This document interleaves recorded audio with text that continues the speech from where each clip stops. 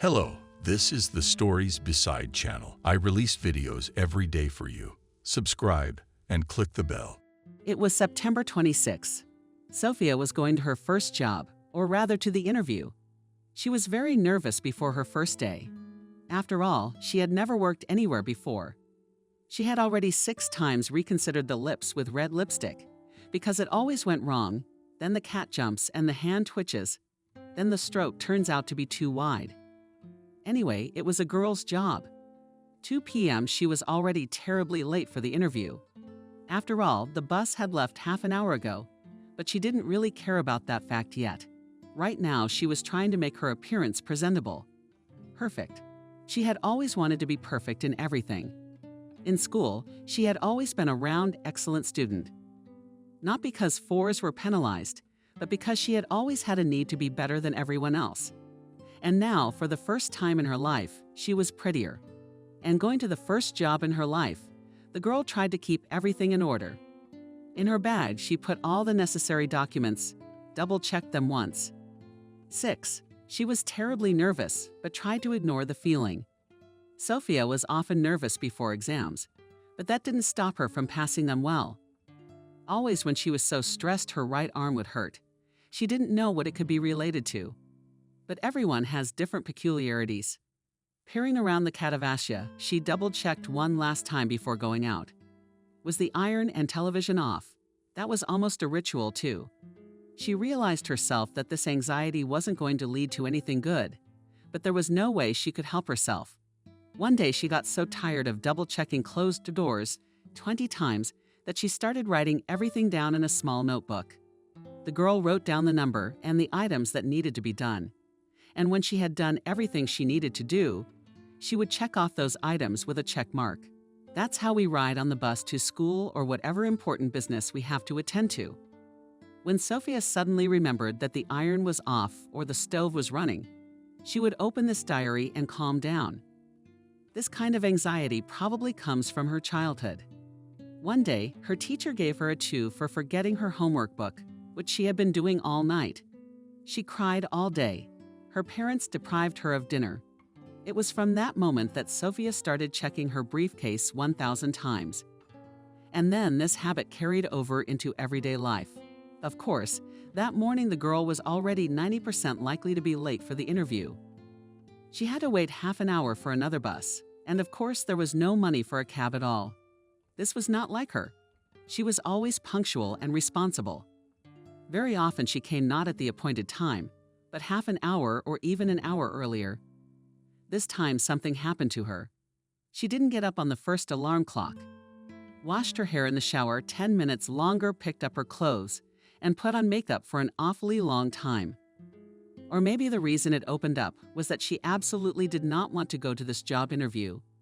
The waitressing job was far from her dream job, and deep down she hoped that whoever was hiring her would find her unworkable and irresponsible.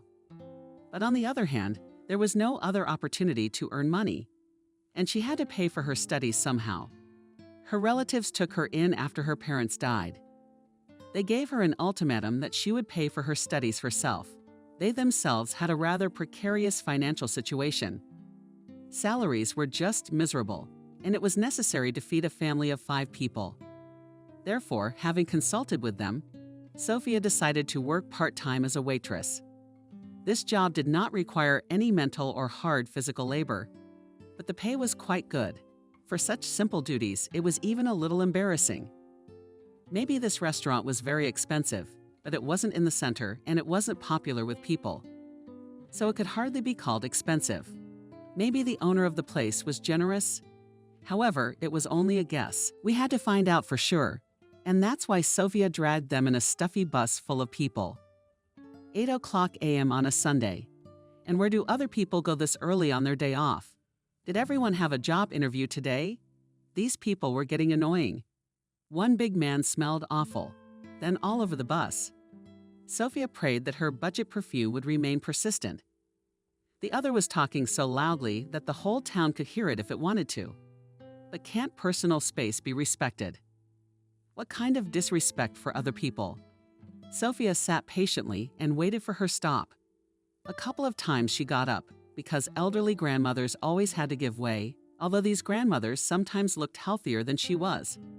Finally, the street was announced, and Sophia rushed to the exit, the building she had been invited to.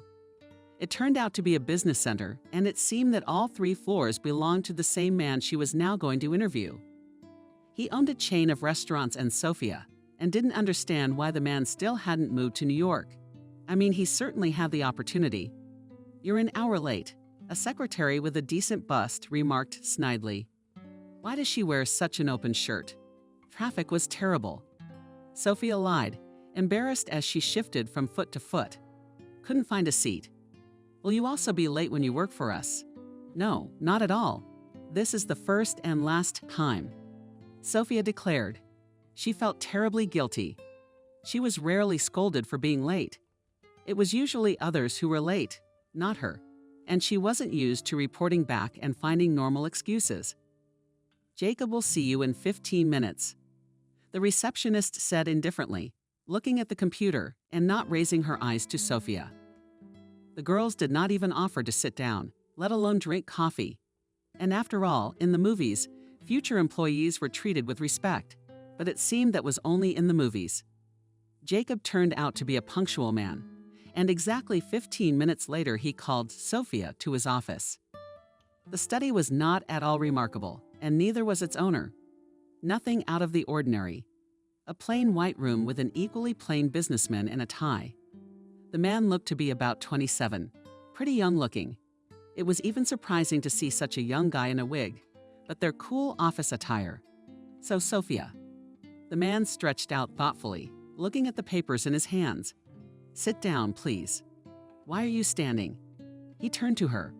The girl only now noticed that she was literally staring at the guy, gone into her own thoughts and probably embarrassed him. She woke up quickly, sat down on the comfortable chair. It was so soft, she didn't want to get up from it.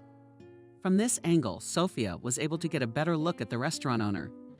He was a handsome brunette. That could have been the end of it, but she wanted to get a better look at him. His long curls fell beautifully over his shoulders. The long bob suited him well. The neat stubble was also to his face, and the plump lips added some zest. She could call him the man of her dreams. And then, when the girl realized in what way she was thinking about her potential boss, she immediately blushed and forced herself to stop this indecent stream of thoughts. "In your resume, you wrote that you have never had experience as a waitress." Finally, the guy said. The girl answered in the affirmative. "Well, I have long owned the business and boiled in this mess, so I arrange interviews, even for employees like you said, Jacob. I'm sorry, but everyone needs waiters, and they almost always hire just anyone. I want only the best to work in my restaurant." There was a silent pause, during which the guy looked at the documents, then at the girl. A few times he even smiled at her. What gave Sophia any hope for a good outcome? That smile evoked only positive emotions in her. She caught herself feeling some kind of sympathy for this gentleman. It had only been 15 minutes, but why does she always fall in love at the wrong time and with the wrong people? He'll be her boss if this works out. "What can you tell me about yourself?" Jacob suddenly asked. "It's all on the resume." Sophia was embarrassed. "Yes, but I want to hear you, not a blank piece of paper. Tell me more about yourself." "Well, I am 19 years old, as you already know. I am a second-year student of Philfac, studying different languages. I need a job so I can pay for my studies." Sophia started giving out facts. "I'm not interested in your biography. Tell me about yourself as a person." The girl was embarrassed again. She was not ready for such questions. But then the guy decided to help her. "What are your hobbies?" "And I like to play the guitar, and I also play the piano professionally. I went to music school. I used to be great. Can you sing?" "Very good. And what 3 qualities describe you as a person?" Sophia was stumped by this question. She thought for a couple of minutes before answering. It seemed to her that there was a catch in this question. "I am responsible, punctual, and a very quick learner." Jacob was shaking his head from side to side. He clearly didn't like these answers. "Listen, don't you want to go for a walk?" Suddenly he asked. Sophia was completely confused. Now she didn't understand anything at all. She didn't understand what the guy didn't like about her answers. "Excuse me," the girl clarified. "Well, I suggest we get some fresh air. It's too stuffy in this room. Don't you think?" "Well, I guess we can go," Sophia said uncertainly. Then Jacob stood up, walked over to the floor hangers in the shape of a tree, and took off his coat from there. Leaving it and taking the keys from his pocket, he gestured for the girl to leave. She didn't hesitate a minute and went out the door. The guy closed the office and went with Sophia to the elevator. But they were stopped by the secretary. "Jacob, excuse me, where are you going?" she asked excitedly, approaching the guy. She stared into his eyes like a lost puppy. Sophia almost threw up from that look. That girl had no brains at all. "Sophia and I are going for a walk. If more clients come, canceling all the appointments. I'm busy today." But Jacob tried to object. Secretary Betty, "Follow orders." With these words, pushed Sophia to the elevator and pressed the button for the first floor. As they rode, Sophia was seized by a feeling of some trembling excitement and expectation of something. It seemed to her that this day would not be as boring as she had assumed before. "You're probably wondering, where are we going? Right?" asked Jacob as they left the building. The girl was so afraid of saying the wrong thing that she just nodded. She didn't know what to do in situations like this. This was happening to her for the first time. She realized that she looked just like this receptionist. She probably had the same feeling and look, but she couldn't help it. And if she said the wrong thing, she'd lose her job. And that's a rare chance. It's hard to find jobs in this town, even for waiters. It was kind of weird though. It was a small town, and it was a port. However, there were indeed very few vacancies at the labor exchange.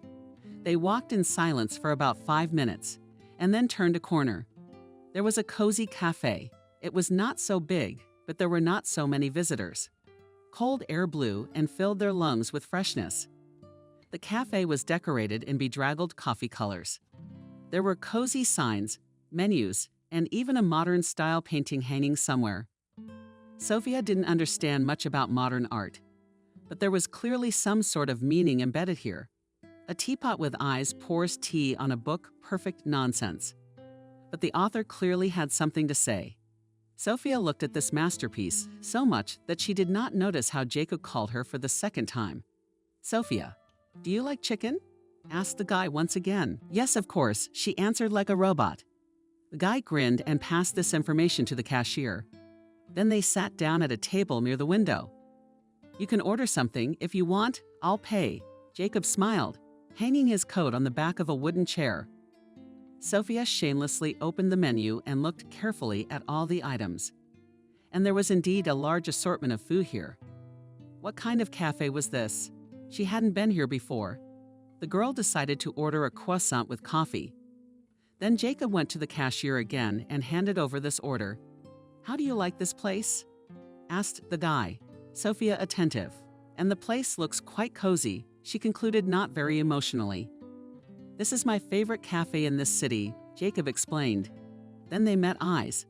The guy seemed to be waiting for Sophia to react, but she didn't understand what he was getting at. "Okay, I'm kidding. This is my cafe," the guy laughed. Sophia didn't understand the joke at all. He had brought her to his own cafe to brag about how beautiful it was. What was the point of all this? The guy was acting awfully weird. She noticed Jacob looking around. "Do you see a waiter?" he asked. Sophia looked around. There was no one in the hall, only the cashiers. 2 customers at different ends of the hall. "No," the girl answered. "Honestly, probably in the kitchen." "No, you're wrong, Sophia. They're not here at all. And that's because I take this business very seriously. This guy over here," he pointed to the cashier. "He's here. He's been bartending for 5 more years. That's why he deserves to work here. Auntie says I'm not doing business right, and that's why we don't get many customers. But that's not true. I just have a very responsible approach to my work. I want to give my customers nothing but the best. And the service has to be top-notch." When Sophia realized what he was getting at, he doesn't want her to work for him. She has no experience, no age, and she doesn't know how to talk to people. "Then why did you bring me here? To humiliate me, to show me I'm no good." Sophia was getting hysterical. She rarely got hysterical in front of people, but this situation upset her very much. She had been given hope in the beginning and then taken and almost told it was a joke. Jacob looked at her with a smirk. He seemed to enjoy making fun of people. But Sophia, although she was shy, wouldn't let someone make fun of her and humiliate her. She stood up and headed for the exit. But suddenly her elbow was caught by a strong male hand. "Wait, Sophia, we haven't finished," Jacob said more seriously. The girl turned around and sat down at the table again with a hurt face. She tried to pretend that it didn't hurt her at all, but she failed. She was never very good at showing emotion. "You didn't even finish listening to me," the guy said. "But it's clear enough. I'm not so stupid that I can't understand your hints. I just don't see why you would, Sophia. I wouldn't waste my time on someone I'm not interested in. I brought you here for a reason. I needed to see how you felt about yourself, and I came to the conclusion that you don't value yourself at all. What makes you think you're not worthy of this job? I have no experience. I'm no good at anything. I thought this would be a simple question and answer type interview. The answer is you caught my eye at first sight. You have some zest, but know that you're really underestimating yourself. So I made a slightly different decision from the one I wanted to make a few minutes ago." Sophia was intrigued and found it best to wait and remain silent. "I'll give you a trial period of a week, and you'll do everything right. I'll hire you full-time." The girl was stunned by the offer. She was both humiliated and at the same time given a chance. A few minutes ago, she had already lost any desire to work here. But now the interest made her go for it again. At that moment, they brought her croissants. And to give herself time to think, and at the same time not feel uncomfortable with the silence, she began eating those croissants. When she finished, she said, "Okay, I accept your offer." Jacob smiled victoriously and led the way back to the office to sign the necessary paperwork. Sophia returned home in high spirits. She was finally hired, or rather on probation. But it was better than nothing.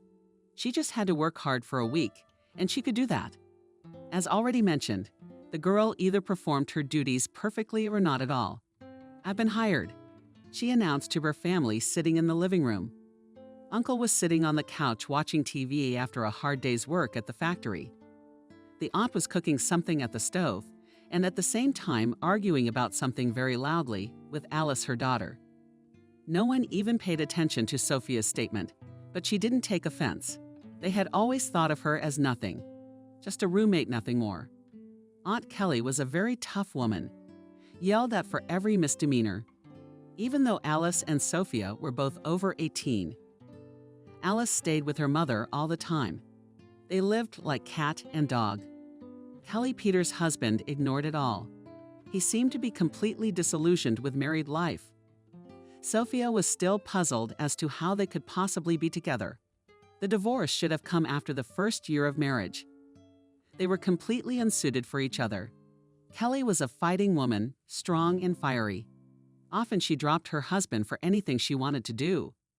Was home and didn't wash the dishes, didn't put away his socks, broke a mug. What kind of growth? My mother told me not to marry you. I'm a fool. Kelly yelled at her husband. He was just a common philanderer. No, not even a philanderer. At least they could have an opinion. Peter didn't give a damn a long time ago. No matter how much his wife yelled or scandalized him, he never said a word. In this family, the head of the family was definitely a woman. Of course, such an environment in families affected, and on Alice, their only daughter, she became callous, rude, and indifferent to everything. Often sent everyone with motherly words, threatened to kill, and sometimes threatened her own death. She was very insolent. It's like she's not out of her rebellious teenage years. Piercings and piercings, lip, eyebrow, nose, ears. And she recently got a piercing at the cup. Her makeup and clothes were just as provocative. Bright makeup never hurt anyone, but only if it wasn't considered every day, which was what she did every day. Sophia tried to convince her that it was wrong. It attracted too much attention, and there were a lot of bad people in the world. Sophia was a year older than she was, but she felt like a strict old woman who was giving her a lot of moralizing. But Alice only sent her back far and wide. Sophia sat on her bed and read a book all the notes were written. And tomorrow, after studying, she had to go to her first shift. There was noise and shouting in the apartment again. Kelly had had another disagreement with her husband. From morning until late afternoon, the endless yelling continued. Sophia was used to it, and there was nowhere to go. She wouldn't go out on the street. Her parents died 10 years ago, so she'd been raised in this house since she was 9 years old. She learned how to survive here. From a very young age, to keep her head down, to run errands when not asked. She wasn't happy anyway. However, they stopped beating her. Aunt Kelly's mother had recently lived in the house, but she passed away last year. Then everything went downhill, as if the devil himself had cursed them. They were demoted from their jobs, Peter at home. Expensive things broke down every week. First, the fridge broke, then the washing machine, and as if that wasn't enough. He was in a car accident. He wasn't hurt, thank God, but his car was almost totaled. Sophia had long ago realized that she would pay for her tuition, if she had to, as well as her other expenses, solely on her own. Suddenly, Alice entered the room and sat down at the dressing table. This room belonged to the two of them, and there were a total of 3 in the apartment. The girls shared the smallest one. Kelly's mother used to sleep on the sofa in the living room, but now Peter slept there, because Kelly didn't want to sleep with the ungrateful pig Sophia stirred. Alice was obviously in a hurry to get somewhere, as she quickly painted her eyelashes and applied lipstick to her lips. "Where are you going?" Sophia asked excitedly, putting her book aside. Alice didn't even turn around and continued to put on her makeup.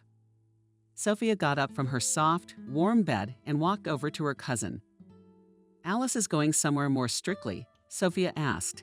She was worried, not because she was concerned about her sister's safety, but because if anything happened to her, it would be her fault. It would be her, Sophia. Kelly is such a conniving woman. If she wants to, she can kick her out of the house. It doesn't cost her anything. Why are you so attached to me? Alice couldn't take it anymore and stopped ignoring her sister. "Answer me, I'm worried." "The second mom is here." Under painted eyelashes, said Alice. "I'm going to the club with the girls." "Club? What club, Alice? Are you out of your mind?" "God, Sophia, how boring is that?" The girl stretched out unhappily. "You've never been to such places in your life, so you dare to judge. Go read your textbooks. Read, Alice, but think about it. What if something happens to you? There's dangerous people out there who could slip something into a cocktail. You wouldn't even know it. You must have had boring parents like that. Too bad they died." Alice stood up, picked up a small black purse, and went to the door. Sophia tried to stop her, but she wouldn't listen to anything. She left and her parents didn't care at all. A frustrated Sophia went back to her room and continued reading her book. However, all thoughts were now preoccupied with Alice. She was just an unstoppable damsel, disgustingly well-mannered and, of course, completely out of control. In a way, though, Sophia envied her freedom. To do whatever you wanted and earn as you wanted and have fun too. For example, Sophia herself would never go to a club, and not even because she didn't want to, but out of fear. During the short period of family life, her parents managed to instill good morals in her. In all things, Sophia was genuine, a catch, and never got into trouble. The worry for her sister never waned, and even at 3 o'clock, so the girl decided to dial Alice. There was a dial tone, and then the girl heard a sound in the room. Alice had forgotten her phone or left it here on purpose. Whatever it was, she had no connection with her sister now. Sophia got even more agitated and decided to tell Aunt Kelly everything. She would definitely be worried about her daughter, and together, they would find a solution to the problem. But Sophia didn't take into account one fact. Her aunt hated her. Aunt Kelly, here's the thing. Alice she didn't leave unsure, Sophia declared. Cautiously entering the bedroom. The aunt was sound asleep and was very unhappy to be woken up. Gone and gone. Sluggishly, she muttered to herself, "Why don't you sleep? Get out of here. You don't understand, she's gone to the club." The aunt rose up on her elbows, her eyes flashing with anger. "Jesus, girl, how old are you? What are you doing meddling in everything? What do you care about Alice's life? You're the one who was against this behavior. I pretend I'm against it because I'm a mother. But you're only 19. You're gonna be worse than the old lady at the door. Who do you think you are? I'm just worried about her. I think it's very dangerous. If you worked better, you'd be tired and you wouldn't walk around the house at night like a ghost. I've already got a job, unlike your precious little girl who's out and about. I'm in a bad mood too, Sophia replied. Pray she doesn't bring you an unexpected surprise later. How dare you? Kelly couldn't take it anymore and slapped Sophia on the cheek. She couldn't even say anything out of offense. As soon as she came to her senses, she immediately went to her room. Kelly was still muttering to herself, but Sophia wasn't listening. She had just been insanely insulted. Getting slapped for just being concerned was humiliating, wrong, and cruel. The next day, Alice didn't show up, but Sophia didn't care anymore. Since Alice and her mother treated her like that, she would treat them like that too. Sophia quickly got ready for school, fed the cat, and left the house. Today in the university was very boring, and almost in all pairs the girls slept.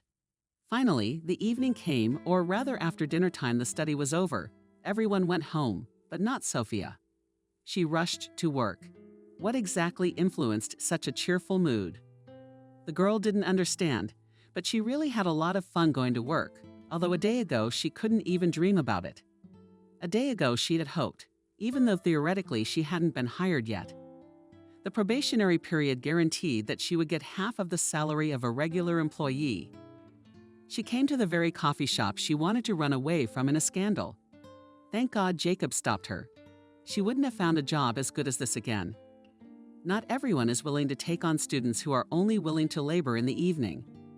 Jacob did. He was a very kind man. Sophia didn't know much about him, but this noble act already spoke volumes. This time, to her surprise, there were quite a few people sitting in the cafe, a far cry from the number she had seen the first time she had come in here. Maybe it was the time. Is it really always this crowded on her shift? She wouldn't last long like this. Having had enough, she walked over to the cash register. There was no employee, so she had to wait. Then a blonde-haired guy finally came out of the kitchen. He looked like a student too. He looked very stylish. Even the fact that he was wearing a uniform didn't spoil his image. His blonde hair was tied back in a ponytail, and his long ears looked as if they belonged to a real elf, and he looked like a wood elf himself. All the features of his face were refined and elegant, and on the saint his eyes shone with green emeralds, but just a miracle, not a colleague. Finally, this guy noticed Sophia waiting patiently behind the counter. He gave her an appraising look and took two leisurely wiping clean glasses from inside. You're Sophia, right? She replied shyly, averting her eyes to the side. I'm Eric, nice to meet you. The guy introduced himself politely. Eric is a pretty rare name. I agree, but I have an excuse. My dad is from England, and I was born in New York. But then my parents got divorced, and I decided to stay with my mom. We moved here by this North Sea is pretty cool. It's a lot colder than New York or London, though. But is that what I'm getting at? Yeah, my dad gave me this interesting name. It's quite beautiful. Don't you think so? Now all you have to do is find your Ariel. Sophia laughed. Oh, you like cartoons too? Sophia looked at him with surprise. Never mind. Ian laughed. I'm 22, and I'm still a fan of any cartoon masterpiece. And I don't mind Disney princesses. Smiled the girl. I'll give you a test someday, the bartender promised. Suddenly something caught Eric's eye. He was looking somewhere behind Sophia. The girl turned around and saw the man of her dreams. He was wearing a black diver and a chain on his chest. He was wearing plaid classic pants. Jacob was simply irresistible. Sophia froze, looking at him. Hey, can you hear me? Eric touched her shoulder. The girl took her eyes off Jacob and turned around. Come on, I'll tell you everything here, show you. I can feel it. The boss decided to check how I work, Eric said and led the girl backstage. The kitchen was very clean. There were two men, about 40 years old. The smell of fresh-baked goods was very good. Sophia looked at the cook's work table. They were molding something delicious with cinnamon dough. I wanted to taste it. I was drooling, if you'll excuse me. What are you guys cooking? she asked, passing by the cooks. They smiled and replied that it was all on bonus. Sophia loved them. But in her family, they were rarely cooked. Actually, she was the only one who knew how to make them. But she almost always had no time to do it. Sophia kept up, shouted Eric. He had already gone a decent distance. The kitchen was indeed very spacious, and at the end of it they could see some kind of white door. That's where he and Eric were going. The guy opened that door and pointed to a whole pile of dishes that clearly needed to be washed. And that was probably her responsibility. She'd been put on probation for a reason. Gotta make fun of her. Anyway, I'm sorry to say this, Eric began. But you'll have to clean it all up, and you'll have limited time. An hour, Sophia exclaimed. She had expected everything, but not such a paltry amount of time. Yes, and then I'll show you the work in the hall. Get used to it. You'll often have to sweat a lot here, but it's worth it. Jacob very often gives bonuses to those who have done well in the past month. I can see he's a very good and generous man. But I don't know about the other one. He rarely visits us really. His second appearance in 2 days really scares me. He's never come here just to eat. He must be very hungry, Sophia tried to joke. But Eric didn't appreciate the joke. He just smiled and walked out, leaving the girl alone with a mountain of dishes to go through in an hour. Time was running out, so Sophia got down to business immediately. She decided it would be quicker to pour all the dishes out for us at the beginning, and then lament her method. It really worked, and Sophia got the job done. Even in less than an hour, she shook her hands and looked at the job done. All that dirty mountain had turned into another mountain of white, shining dishes. Sophia stepped out into the hall. Eric was working the dispensing desk and taking orders. It was a full house today. People were even standing in a small line to try some new cakes. When all the customers got their orders, Sophia finally managed to distract the guy. "I'm done with the dishes." Friendly, she remarked. Eric smiled as well. However, that smile was more strained than genuine. He was probably tired as hell. The scoreboard was showing over 100 customers, and it was only 9 o'clock at night. And the guys had only been working here for 4 hours. "Why are there so many people here tonight?" Sophia asked, helping the guy wipe glasses. "We launched a promotion, or rather buns on promotion.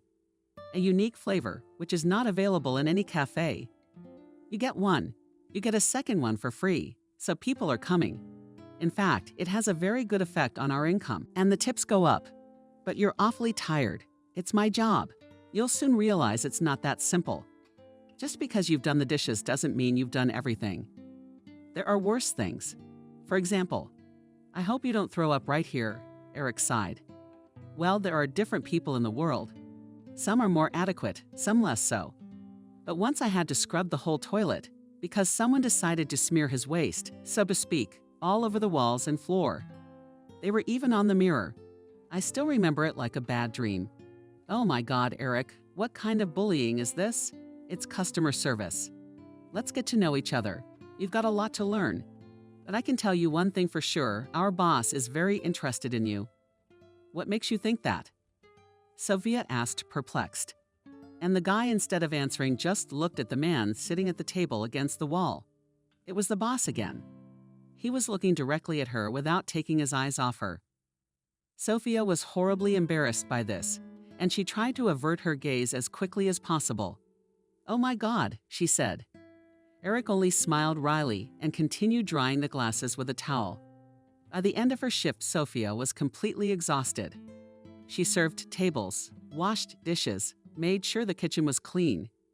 In general, she had enough to do. Eric had left an hour ago and left her the keys to the coffee shop. She needed to finish up, wash the dishes, and pick up all the chairs. As she was picking up the last chair, someone came up behind her. She was very frightened and turned around and slapped the stranger on the cheek. Only it wasn't a stranger at all. It was Jacob again, and he seemed shocked at this reaction. I knew, of course, that my heavy breathing against his back could be a turn-on sometimes. But why hit me?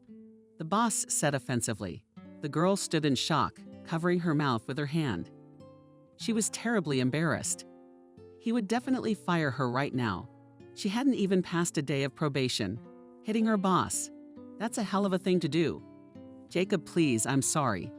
Sophia cried out, trying to see how hard the blow was. She touched his cheek, and he let out an involuntary painful groan. Please, I'm sorry, I thought you were muggers or worse.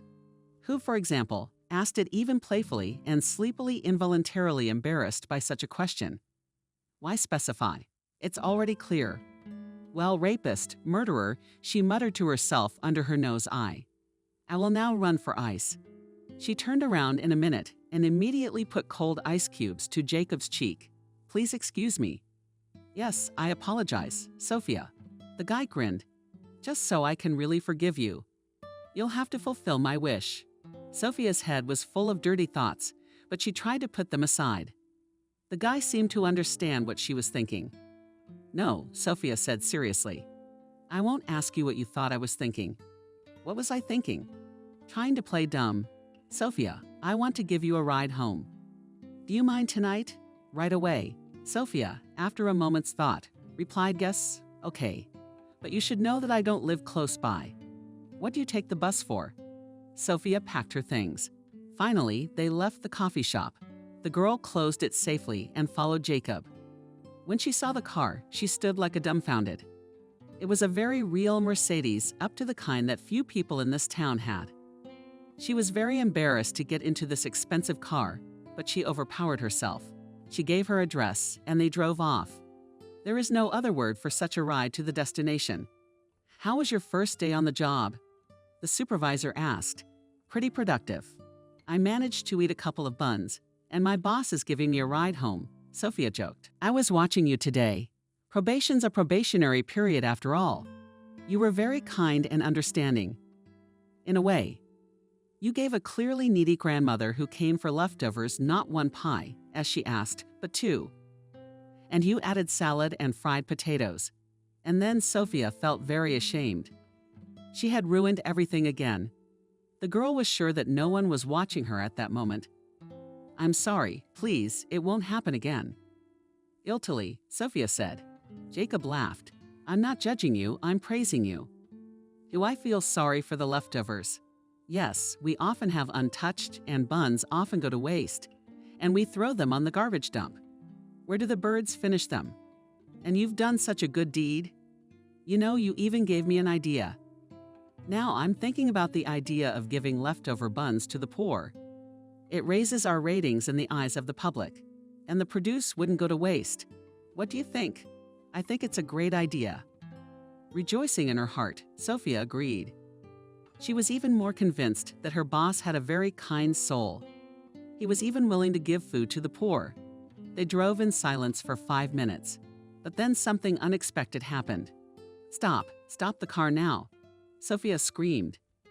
Jacob swerved to the right and jerked on the brakes. They stopped right on the roadway near the curb. Sophia ran out of the car and ran toward the couple.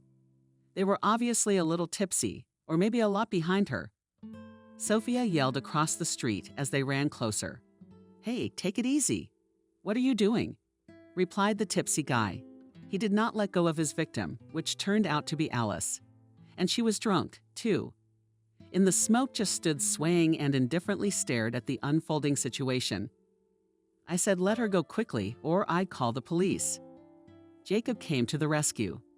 He got out of the car and approached their motley company. So what's going on here? He asked angrily. Jacob confused everyone. Please talk some sense into this guy. He's taking my sister to the wrong place. Don't you see? She's in no condition to make rational decisions. Sophia prayed. Hey, buddy, let your girlfriend go and go on your way, said Jacob, addressing a strange drunk guy in his early 20s. I'm not letting her go. She said yes.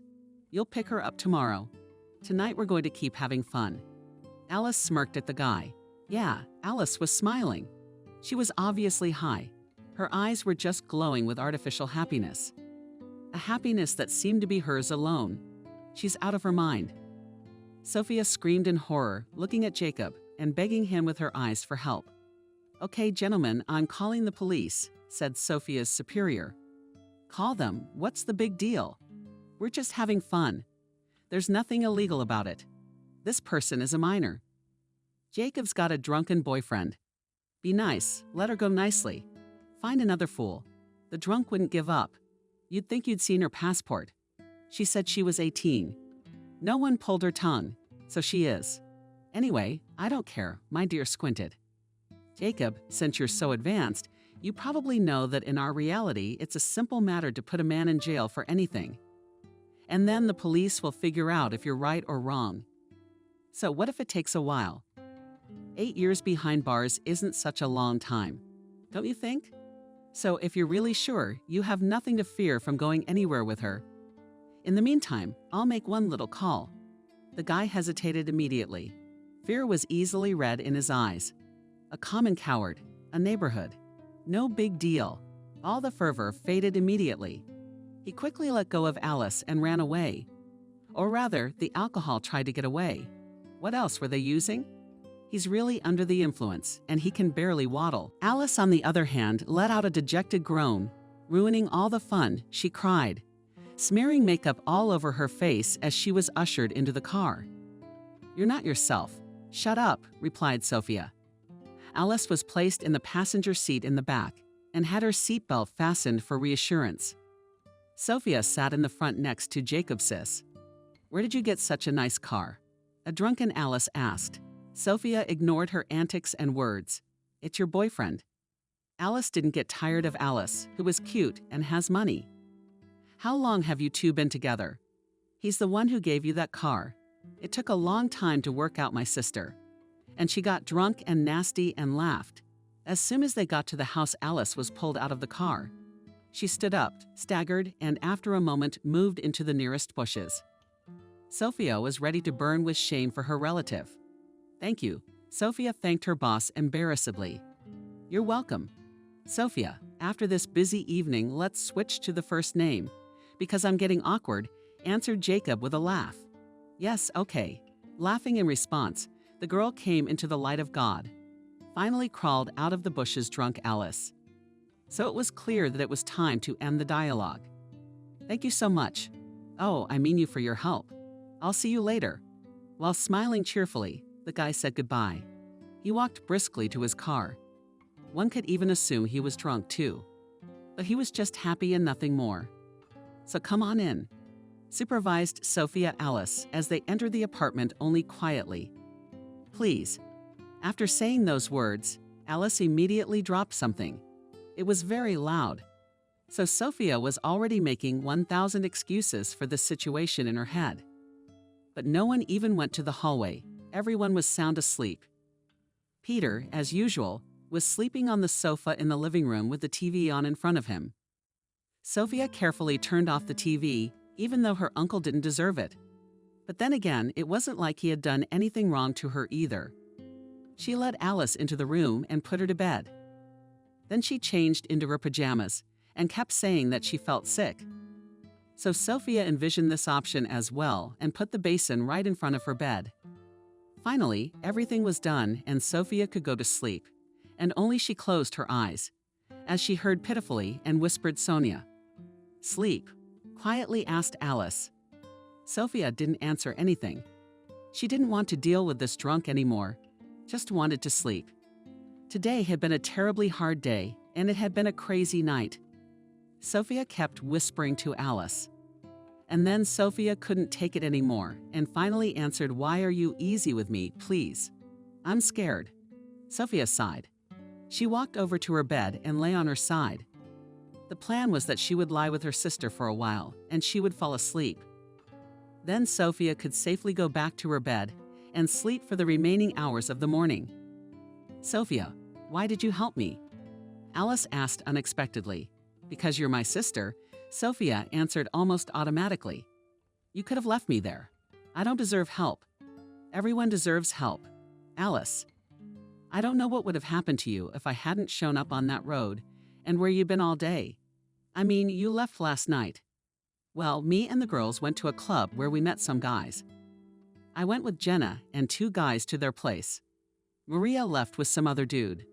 We were really drunk, so no one remembered her after about 10 minutes. Anyway, we just hung out at their apartment, listening to music, drinking. Jenna locked herself in a room with one of them. It was getting late in the morning, and I was so sleepy. My head was splitting open. I ended up falling asleep. I slept until 3 p.m.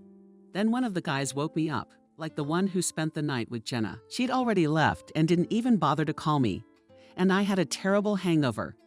So he let me stay there until tonight. I passed out again, and then his friend came over. The same friend we'd been hanging out with. And well, we went to that club again at night. And then I don't remember much, but my head hurt like hell now, and I'm starting to feel ashamed. You saved me from God knows where that fucking dude was taking me. I'm glad you're home. Alice is safe. I hope you'll listen to me once in a while. Sophia never expected this favorable outcome. Getting along with her cousin seemed impossible. And yet it happened literally in one evening. The morning was quite ordinary, as it should always be. Sophia stroked the cat for a long time. Veja put it on her lap. While she ate her oatmeal, she then leisurely dressed and surprisingly felt fine. Though she estimated she had slept less than 4 hours and was still remembering the conversation with Alice. Things were finally working out for them. Sophia looked into the bedroom once more. Her sister was asleep. Sophia decided not to disturb her and only left the headache pills on the table and a glass of water. Her head would definitely be spinning after yesterday. Sophia was very surprised that her aunt and uncle were not home. They went out 2 hours later than her, and now it was only 3 p.m. Sophia almost fell over in shock. She looked at her watch on her phone. It was showing 7 o'clock. She had gotten up at 6, but after looking at all the clocks in the house, the girl was convinced that her cell phone had also hit something in her head. She had overslept, and not just overslept. It was already lunchtime. Uncles, aunts, and uncles were due back soon. And what would they find when they came in? How their daughter had drunkenly lain around until 3 p.m. and was suffering from a hangover. Sophia ran to the bedroom and started to wake her sister. She didn't respond. She must have been tired for 2 days. "Alice, please get up," Sophia shouted. Finally, the sister began to show signs of life.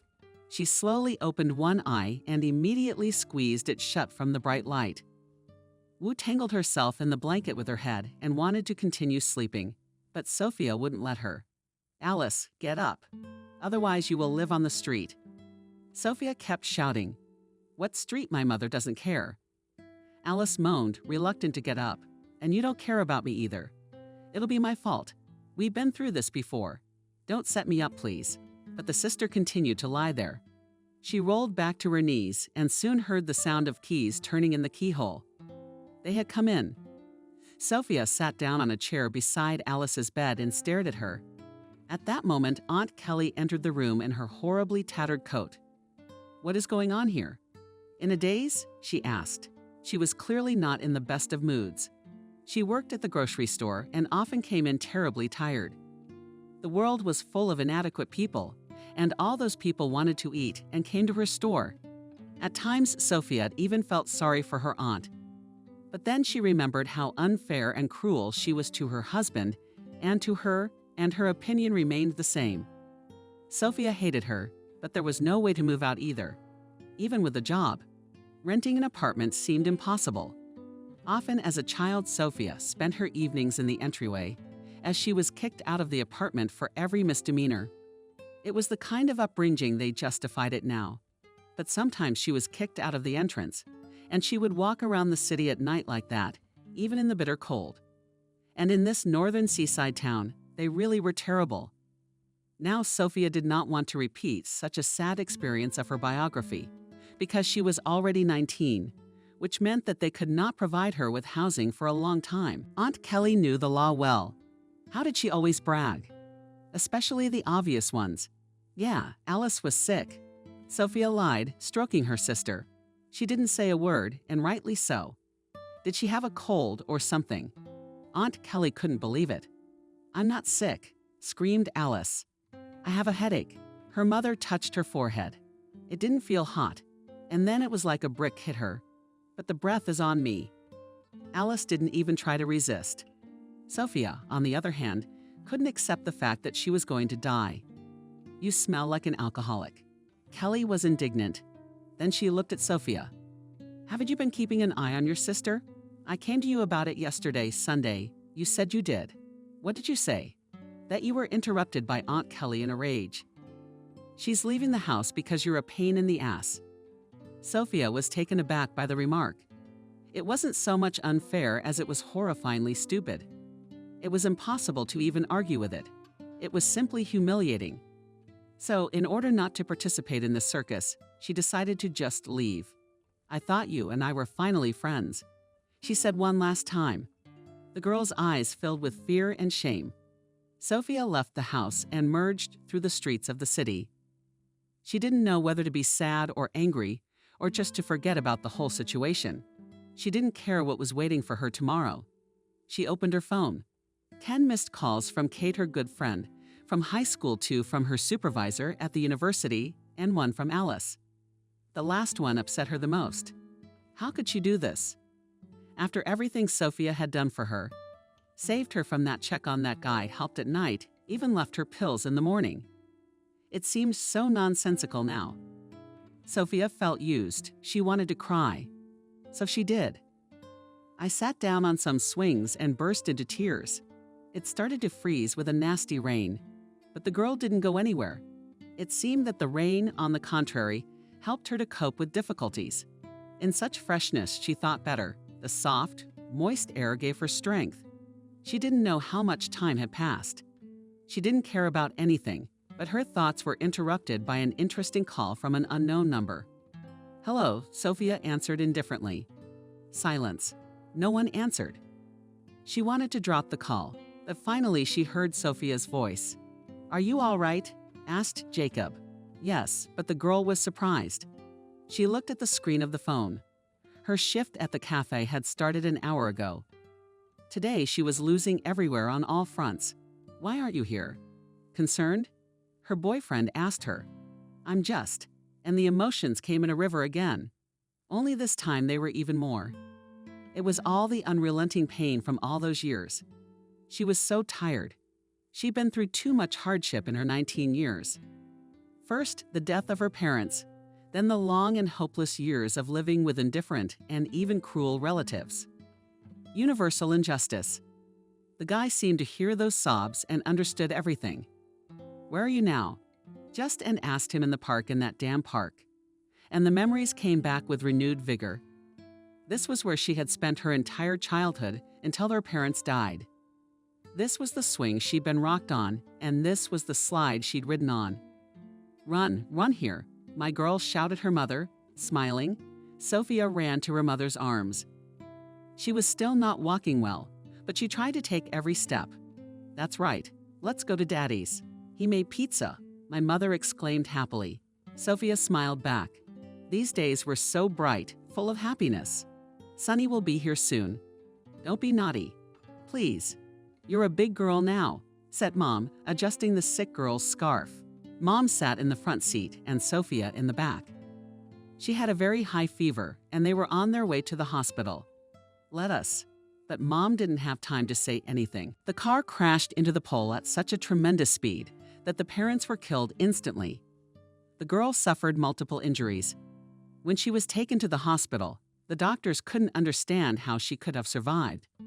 The pillar so crumpled the car that there was only a tiny piece of space left, and in that space was a little girl. She was operated on for hours. She was in a cast for another year. Her relatives weren't found right away, and poor Sophia lived for a couple of months in an orphanage.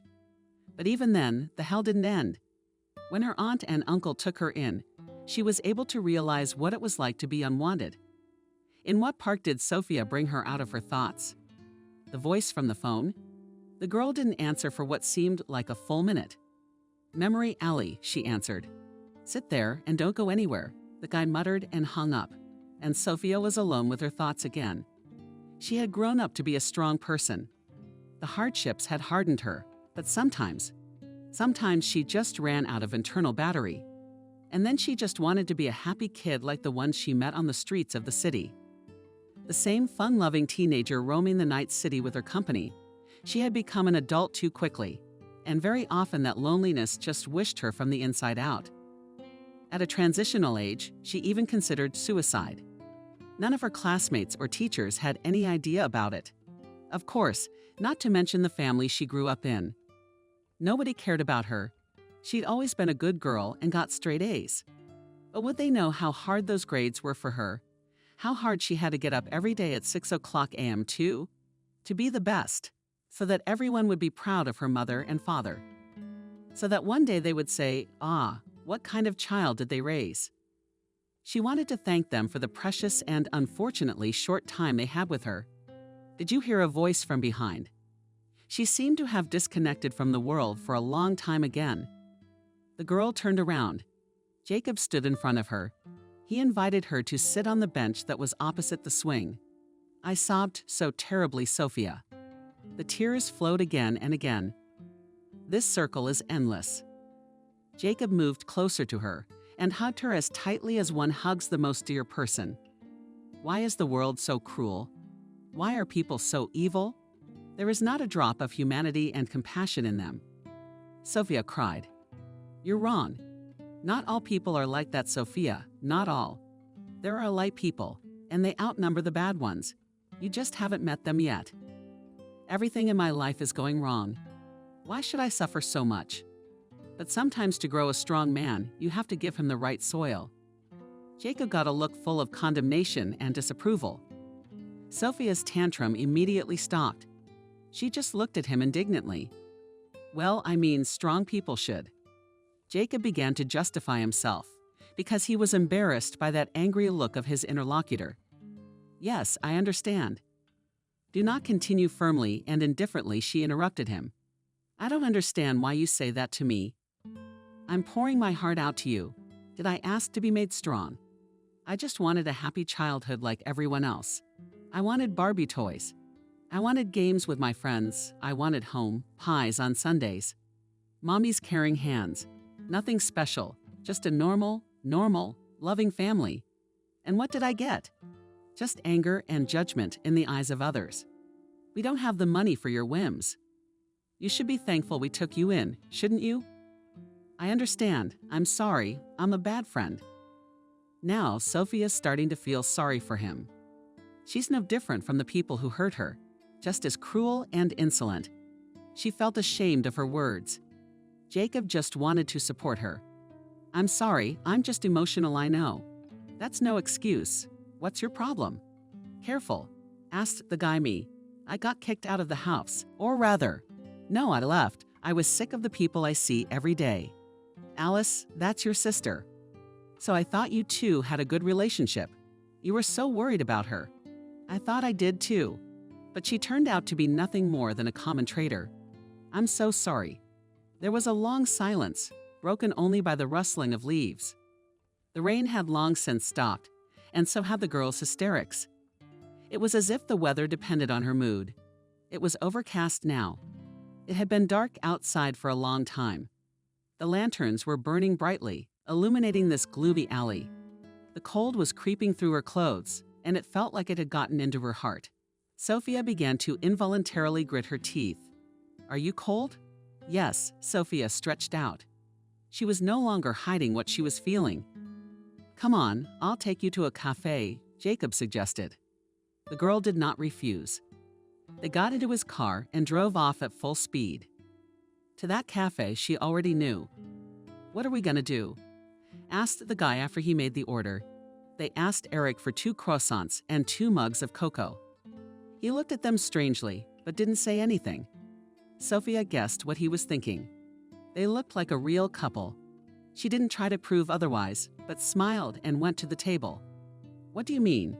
The girl asked. You've been kicked out of your house. You have nowhere to live. What are you going to do? Well, I think I'll stay with a friend for the first time, and then I'll earn some money and rent a room in some hostel. No hostel. Jacob rejected the idea right away.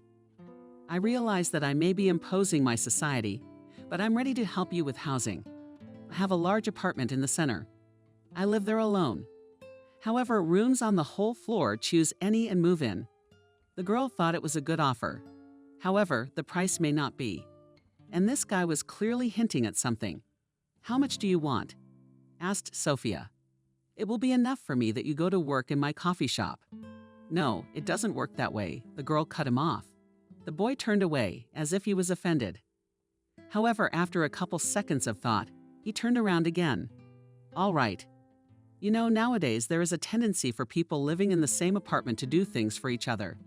Since it's my apartment and you want to live in it, you have to make me breakfast and lunch. That is, what will be before your shift. Here is a proposal to live in the apartment of your boss. Sophia's thinking, I'm your friend. We've only known each other for a couple days, but in those couple days I've already driven you home on my way to pick up your drunk sister. Listen to all your heart itches, and now I'm trying to calm you down here at the coffee shop where you're on probation, by the way. Sophia smiled at these arguments. And it was all true, wasn't it?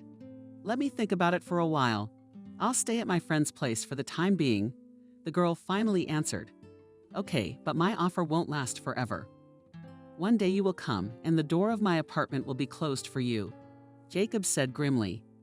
But then laughed, oh my God, you should have seen your face. What are you like?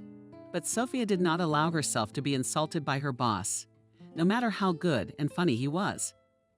He was and still is her boss. Finally, Eric brought them croissants and joked too. Croissants straight from France for two lovers. Eric, Sophia shouted indignantly after him, unable to overcome the smile on her face. This guy knows how to tease. We're getting to the point where we're all coming together, Jacob remarked. You're old to me. What are you, 25? How dare you say I'm old? Naively indignant guy, and smeared the girl's lip with cream from the croissant. Ta soiled him in return. Like two children, they began to play merrily with their food. Laughter spread throughout the coffee shop. Along with the aroma of chicken, then they calmed down. Sophia dared to ask a risky question. But seriously, how did you get to this point in your 25s? To have a Mercedes and a coffee shop. Ordinary income is definitely not enough. I just worked with my brain, Jacob said, eating a croissant. In a way, I've been saving money since I was a kid. And even then, I started small businesses, selling apples or cookies. And as an adult, the stakes got higher, but the money got bigger. Well, that deserves respect, summarized the girl, twirling a mug of cocoa in front of her eyes. Listen, it's getting late. Let me drive you to your friend's house. In order to come to her, you have to warn her first. Sophia laughed and took out her cell phone. She dialed Kate's number. It beeped. Yes, Kate's melodious voice answered. Hi. Sophia said hello. Here's the deal. Anyway, I'd like to spend the night. What's up? Kelly did something again, and not just Kelly. Okay, you'll tell me everything. You're welcome to come over. You don't have my keys. I left them at home. I'm not going back there, you know? Well, you knew you'd come running to me. All right, I'm finishing rehearsal, and you'll be eating in an hour. It's at the coffee shop now. Oh, you're talking in riddles. Well, walk to my house. I think I'll be there by then. Thank you. Sophia said thank you and hung up.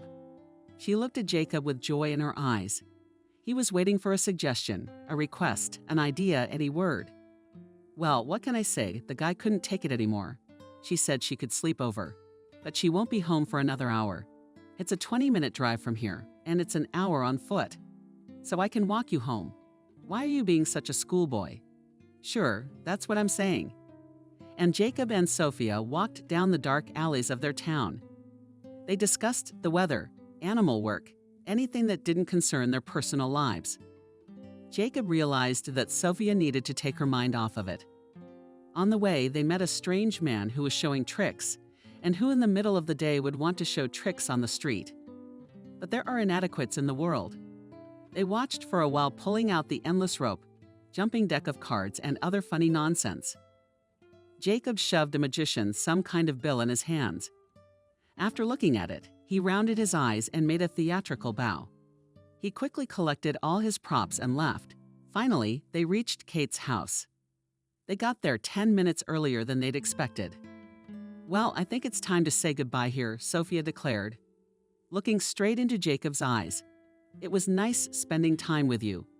Look, I know you're not up to it right now, but you wouldn't want to see me again. I'm sorry.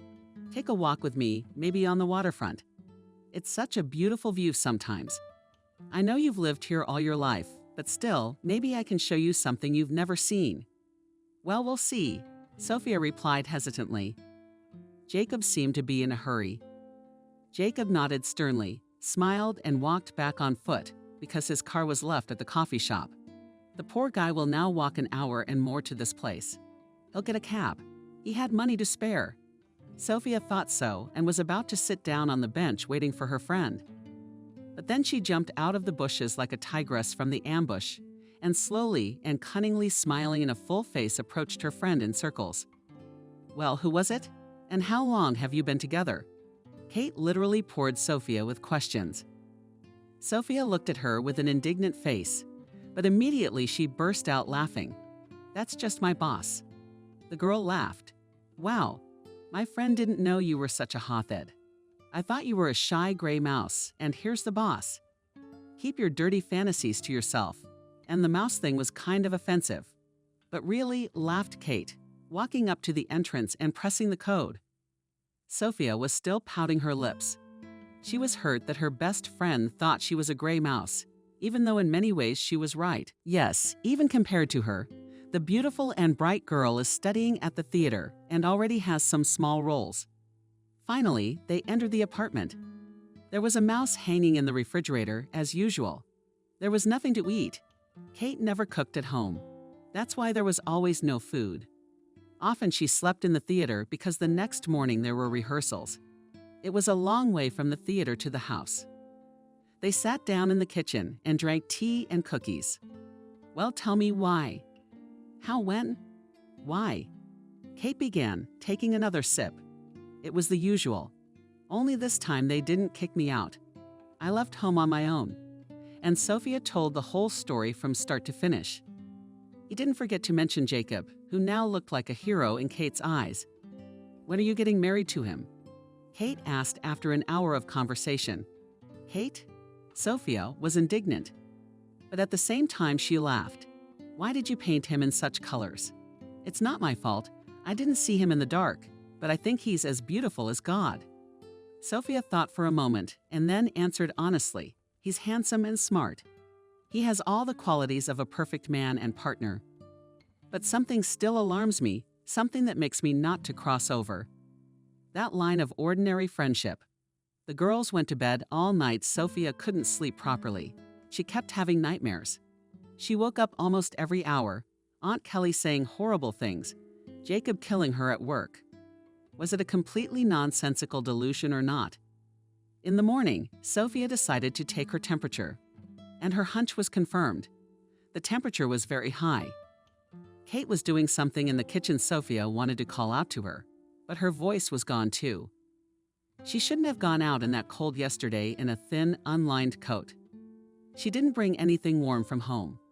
She basically didn't take anything at all. Finally, Kate came into the room and saw her friend showing her the thermometer. She walked over and looked at the board. 38.7. Sophia only shrugged her shoulders. She had no voice at all. At first she tried to make some sounds, but it was singing. "No one would ever understand. Don't you dare charge me. I've got a gig in a month," Kate declared. "I'll get you some medicine and tea. Stay home and heal. Don't go anywhere." Sophia followed her friend's instructions. She switched on the TV series and took the tea and medicine every hour. The temperature was brought down, but she felt terrible. Suddenly, she remembered about work. It was already the second day that she did not report there, although it was her probationary period. The girl decided to notify Jacob urgently. When she went to her phone, she saw 3 missed ones from Eric. And where did he get her phone from? However, she only texted Jacob, "Hi. I'm writing to warn you that I won't be in. I understand the probationary period thing, but I'm sick." It took 2 seconds to text back. "Oh my God. There's a fever, a cough, a sore throat. You don't have to worry so much. It's just a cold." After a few more seconds, the phone rang. Sophia answered the call. But in response to Jacob's agitated questions, she could only squeeze out a hoarse hiss, breaking down into a horrible cough. "You cannot answer, worried interlocutor. Write me urgently. Where are you still at Kate's?" Yes, Sophia said faintly. He hung up immediately. Sophia couldn't believe it. Just now he was worrying about her like she had a terminal infection. And then he just hung up on her. What kind of man is that? But it soon became clear why he'd done that. 15 minutes later, the doorbell rang. The girl reluctantly got up and crept to the door to see who it brought. I looked through the peephole and gasped. Jacob stood there in his usual classic black suit and tie, but with flowers and a basket of fruit and sweets. She hurriedly opened the door for him. It wasn't a trick of the eye. The guy standing at the threshold really turned out to be her boss and had brought such fancy goodies. Sophia shunned with a gesture, inviting the guy into the apartment. If even she could speak, she still wouldn't be able to give out anything at the moment out of amazement. Jacob, with a hostess look, walked into the tiny kitchen, put on the kettle, and pulled out a basket of some bags. Here, he said triumphantly, "Now you drink this and you will feel much better." The warmth enveloped the drink with the aroma of berries, honey, and some herbs. It is nice to warm Sophia on a sore throat. A few minutes after absorbing the drink, she, to her surprise, was able to speak almost normally. "Listen, do you have such talents for a doctor?" She joked to hide her embarrassment. "And you are so caring. A girl would be happy to be your wife, though I doubt you need a wife. Really, maybe I do. And that's why I care so much about my future bride," Jacob replied with a hint.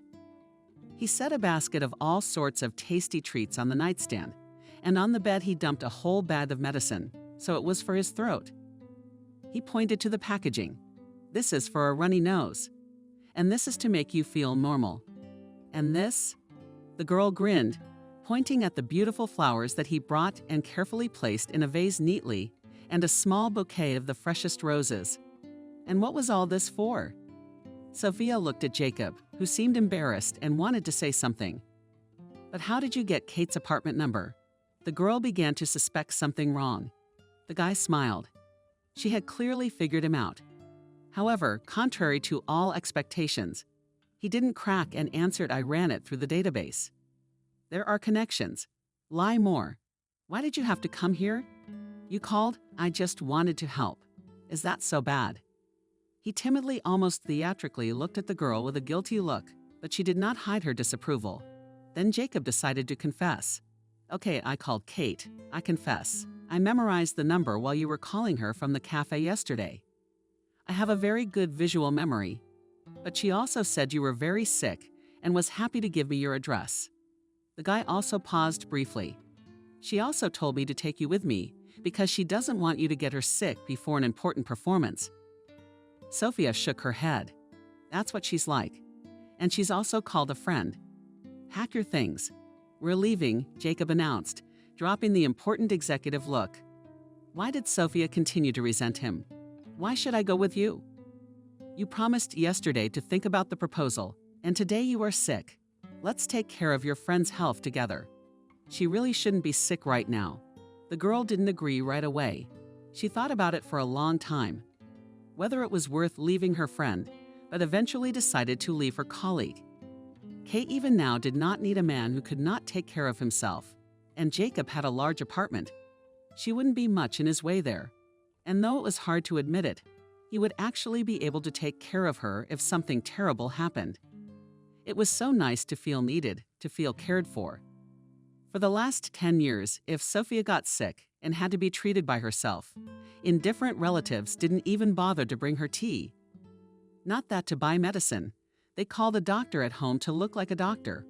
The girl herself opened the door to him because everyone was at work, and the old grandmother was always sick and could not take care of a sick child. The doctor examined her, wrote a prescription, and gave her instructions. "Please, you write me something inexpensive."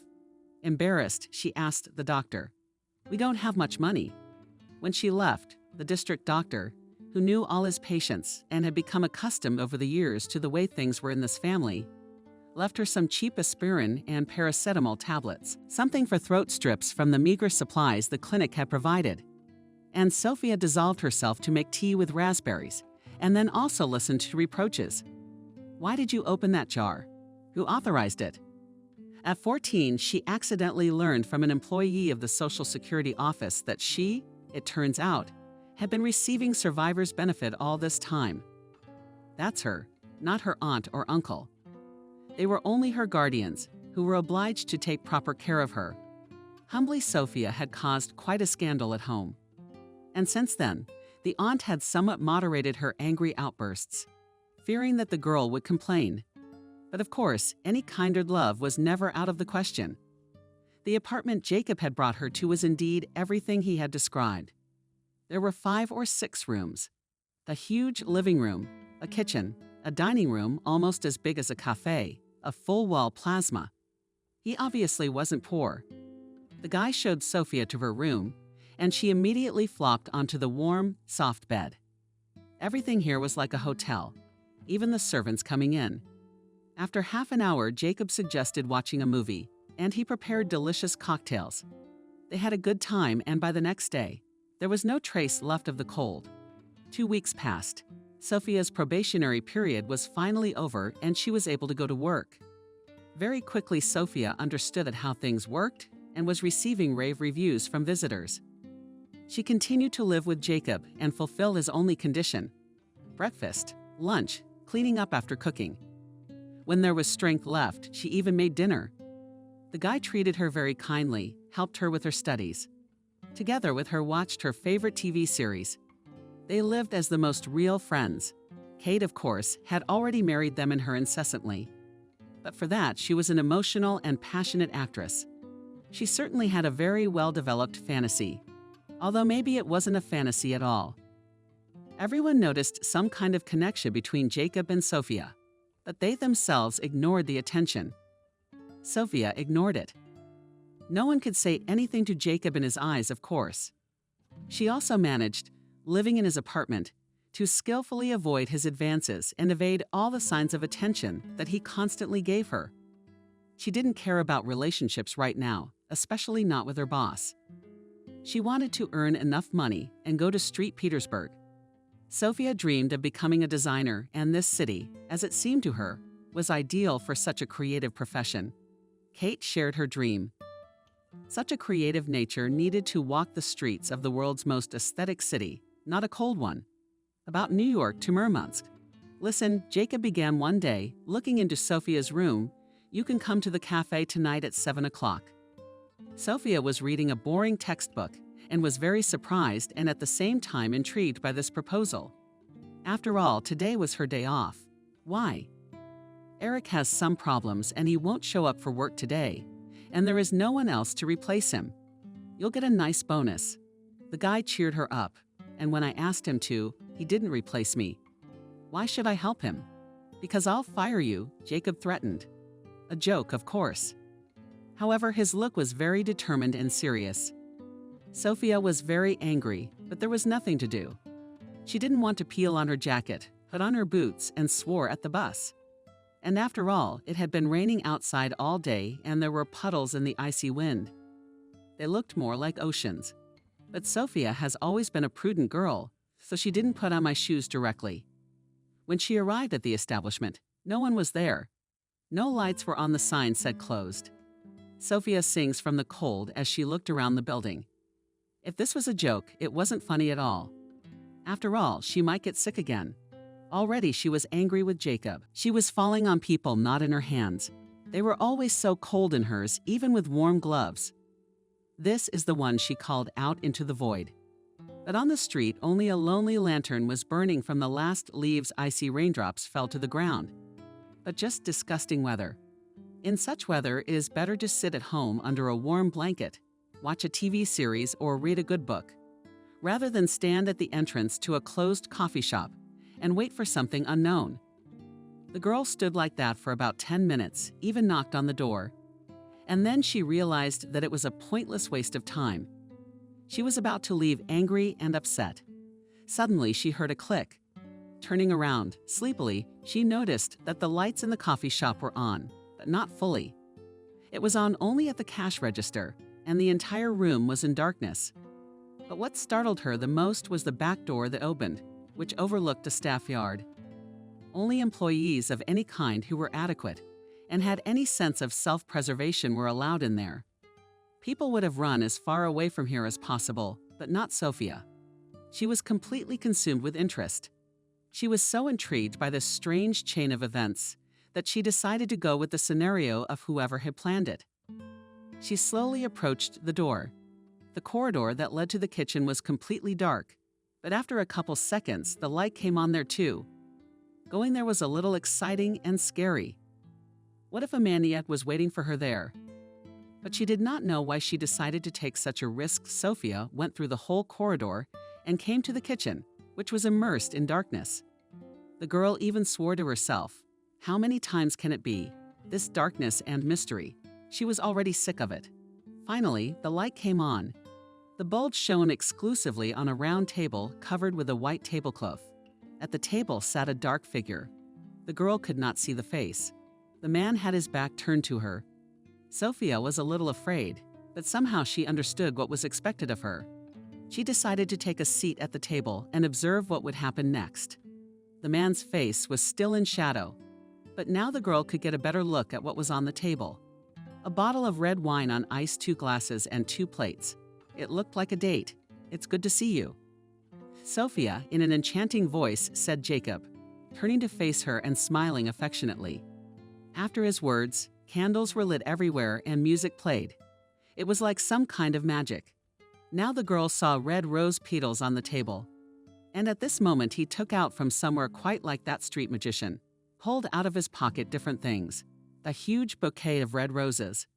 Sophia even gasped in surprise. Why did you have to go to all that trouble? Sophia asked, smiling. Of course she liked this pleasant surprise. No one had ever done anything like this before. It was a complete surprise for her. But on the other hand, she was completely unprepared for the first romantic creation in her life of an ugly dress, no hair or even makeup, let alone manicure and expensive accessories. Just a bundle quickly gathered from her unruly drinking hair. Yes, pink lip gloss, so she wouldn't be oohed and awed about Sophia. This wasn't how Sophia had envisioned her first date. Was there something you didn't like? Jacob asked excitedly, pouring wine into her glass. No, you arranged everything wonderfully. But you could have at least given me a hint. But I had hinted. And then Sophia remembered how he'd given her 1,000 compliments in a day, candy and silly little things, asking her what kind of wine she preferred. He even said that she could go to the hairdresser instead of lying on the couch all day. She even resented him then. Turns out she was wrong. Jacob had indeed hinted at it many times, and she felt terribly ashamed of it. And then an unexpected participant in the meeting came to light. It was Eric, and that's when the puzzle in Sophia's head came together. Oh, you slay bandits. The girl laughed at Eric. But at least you could have warned me that I had to dress up. Jacob forbade me, smiled Eric, putting the dish on the table. It was for cookies, partridges under some very delicious smelling sauce. Sophia threw an indignant yet appreciative look at her friend. After half an hour of eating the delicious wall and chatting cheerfully with Jacob, they moved on to more frank topics. My parents died when I was only 9 years old, Sophia told him. And my aunts and uncles are not the best people in the world. And my cousin wasn't so lucky either, Sophia complained, emptying another glass of wine. Listen, you need something stronger for this conversation. The couple had not had their second glass of wine. And of course, it was more like 2 friends crying into each other's vest than a real date. Finally, they finished dessert and were about to go home. Of course, the fact that they lived in the same apartment came in handy. They had already reached home safely. And then Jacob stopped her. He turned the slightly drunk girl to himself and said, Sophia, I'm such an asshole. I did not just start this date, and I did not dare to tell you. I had a specific purpose, namely to ask you to be together with me. I'm already with you. Stretched, united they, not understanding anything in the use of alcohol, very affected her ability to think logically and correctly perceive what I said I mean. Would you like to be my girlfriend? Sophia thought about it for a moment. She wanted to think it over.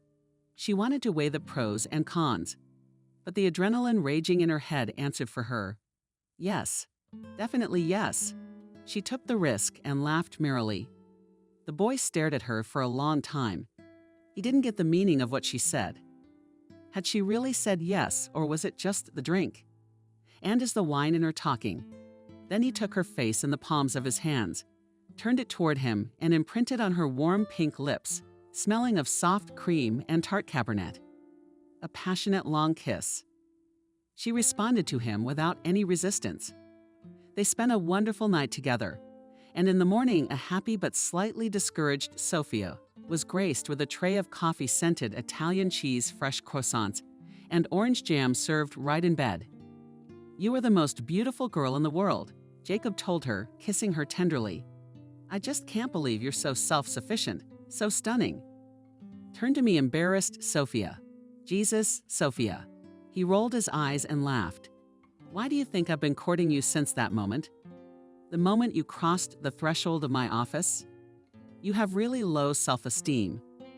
You need to do something about it, but stay out of it." He added, quickly seeing her eyes change expression and her lips tighten. "Look at you."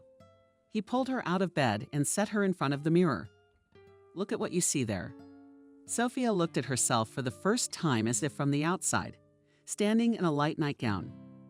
Beside him, she saw a slender girl of good height, and with a fine figure looking at her from the looking glass from somewhere on the other side of the unknown. This stranger had brilliant smoke and eyes with the luster of a jeweled pianist, eyebrows clearly drawn by nature itself, curves, beautiful, arched, pretty, pink lips not so plump as those of maidens.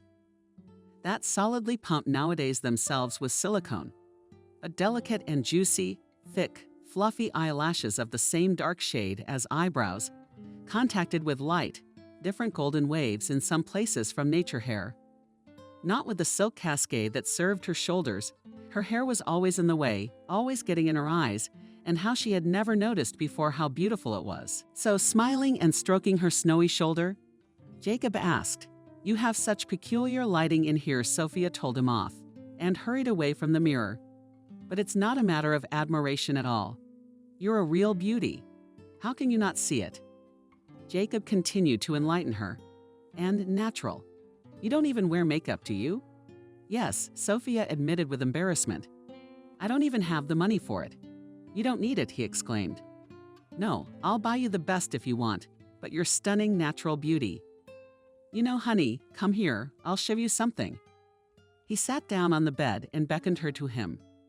"So I've dated a lot of girls, but they've all just spent long hours in beauty parlors, trying to improve themselves, getting their lips, eyebrows, nails, eyelashes done. Siphoned off fat, enlarged breasts, added silicone in every conceivable and unthinkable place, drew themselves permanent makeup. Sometimes I felt like I was dating mechanical dolls. After these procedures, they all look the same to me, you know. I don't get it. Why girls go to so much trouble to kill their individuality?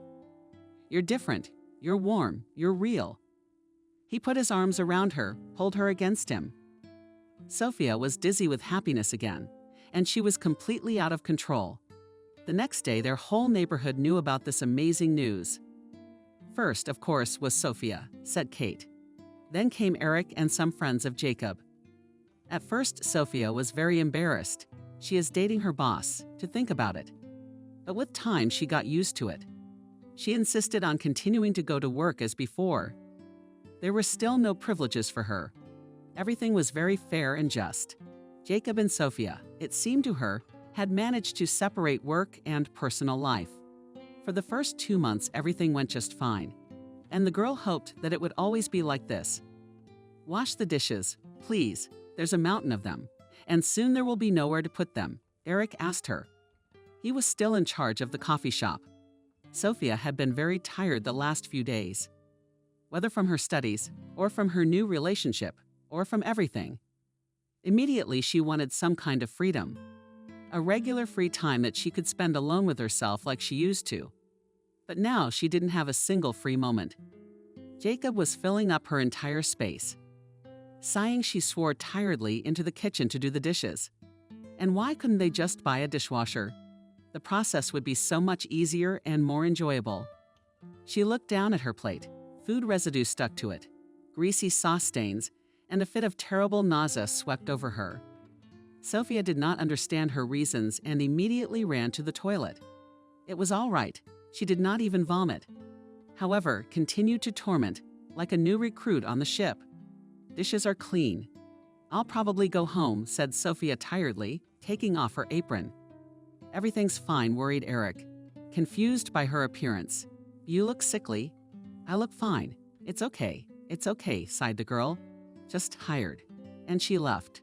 The next day, she planned a trip to visit her favorite friend, Katya. That finally took a decent role, not the main, of course, but not on the roll of the tree as last year.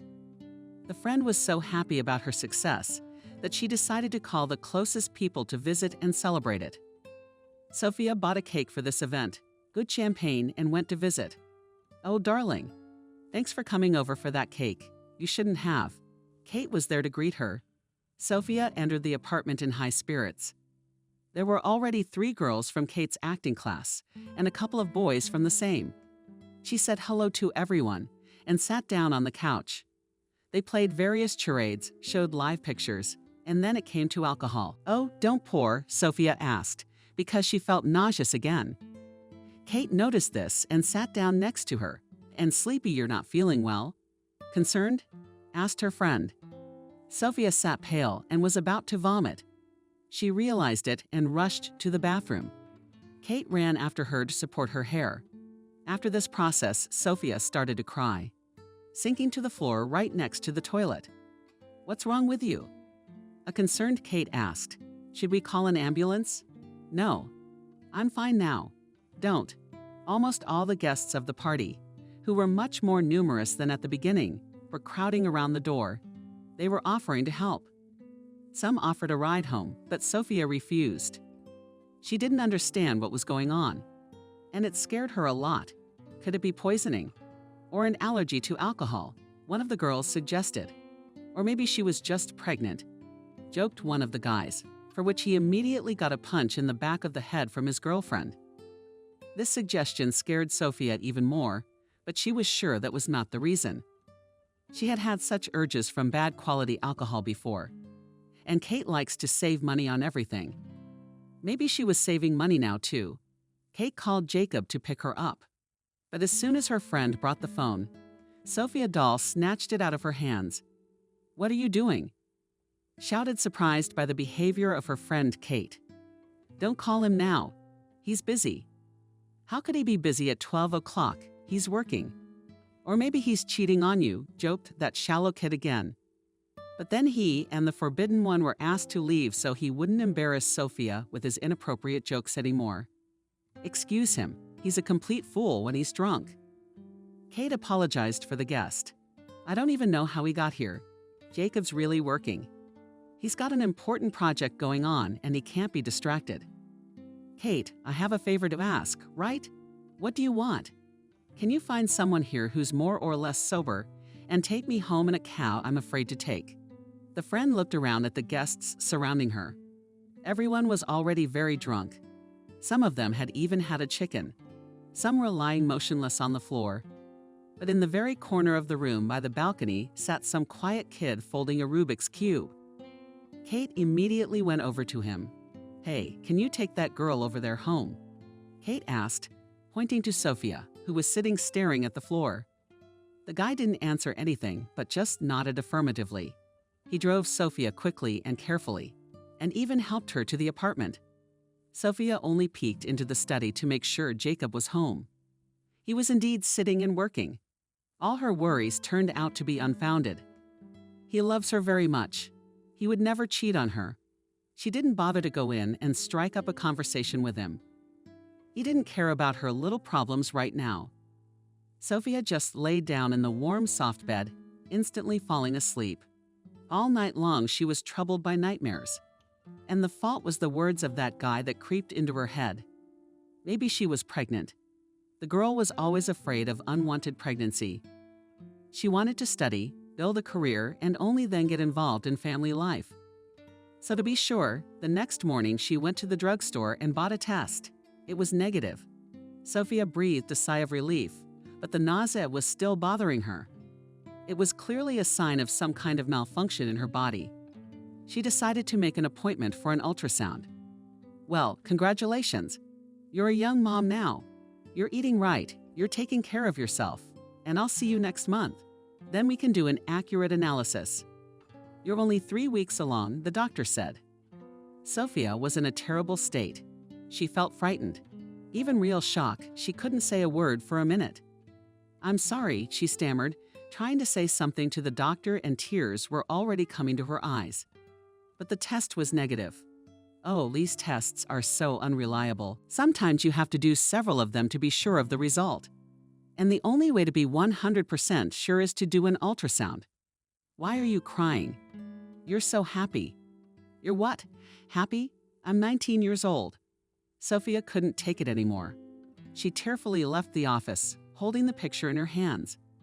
The girl did not know how best to present it to Jacob to say at once and adjust, or maybe just say nothing and have an abortion.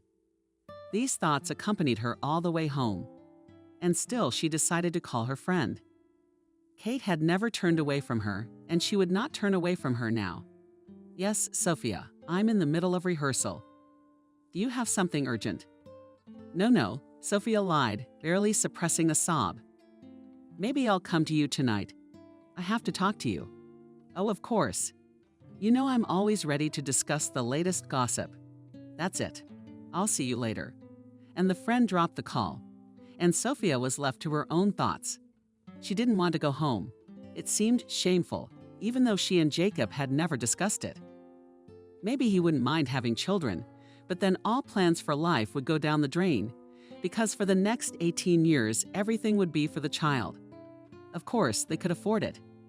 Jacob, he's not a poor man. He's achieved a lot on his own. He would certainly not be against children, but what if he was? Sophia could not make a final decision until the evening, and realized that only her friend's advice would help her, or maybe her sympathy, or all together. She waited for her friend for a long time, but finally Kate showed up. They entered the house, poured themselves tea, and finally were able to start a dialogue. So what's up with you? Did you finally find out what's causing this nausea of yours? I did, Sophia said, taking another sip of tea. Well, tell me why you're so mysterious. I'm pregnant, Kate, the girl replied. Kate's eyes immediately widened and the mug of tea almost fell out of her hands. I'm sorry about that, she interjected. I'm not going to repeat it. You've heard it all. So thoughtfully stretched out her friend. What does Jacob say? He doesn't know. He doesn't know, shouted Kate. Stop yelling, that doesn't know. I don't know how he'll feel about it. I just found out today. Sophia took the ultrasound scan out of her jacket pocket and handed it to the girl. She scrutinized it carefully. You want my advice? Really? Asked Catherine. Yes, tell Jacob everything. He's a good guy, adequate. Together you will definitely make the right decision. I cannot advise anything in such cases. You're a couple, it's your child, and you have to make your own decision. Sophia decided to follow her friend's advice. The next day at dinner, she will finally tell Jacob everything. Deliciously, Sophia asked her young man in a friendly manner. He happily nodded. You are my favorite cook. Tomorrow we go to the registry office. The guy joked. The girl laughed back, although it was more of a hysterical laugh. Honey, I need to confess something to you, began. She was visible as Jacob immediately tensed up his face to a serious expression. And what is it? He asked sternly. The girl was covered with sweat, but still decided to pull herself together. Her hands and lips were shaking violently. She was silent for about a minute. Honey, what do you want to confess to me? The guy insisted. I want you to get it right. Basically, I'm pregnant. Jacob froze, turning into a stone figure. Sophia waited fearfully for an answer. Every second was killing her from the inside. Her hands continued to shake and her heart pounded frantically. Pregnant, then, the guy said gloomily. Finally recovered. So? The girl had expected anything but such a question. It was so stupid that it was embarrassing to answer. And what could one say to such a question? I'm sorry. What do you suggest I do? Jacob explained. I certainly wasn't planning on having a child with you, much less an abortion. You mean me, much less me. Shocked and indignant, the girl repeated his expression. She was now recognizing her young man from a new side. How so? You don't fit my status. A common orphan. Hardly fit to be the wife of a respectable man like me. Her grief turned to anger. She was amazed at his cruel words. More importantly, they cut to the heart of the matter. "So you didn't plan to marry me?" "But Sophia, it's nothing personal. It's life. Don't take it so harshly. Did I tell you I wanted to get married? That's harsh. And the fact that you have a child now doesn't tell you anything. But it's still a formality. You had a kid. You don't have a kid. The main thing is not to drag it out." Sophia couldn't listen to any more of this nonsense. She'd had enough. She silently got up from the table, went to her room, gathered her things, and headed for the exit, almost unable to see where she was going because of her tears. Jacob said goodbye.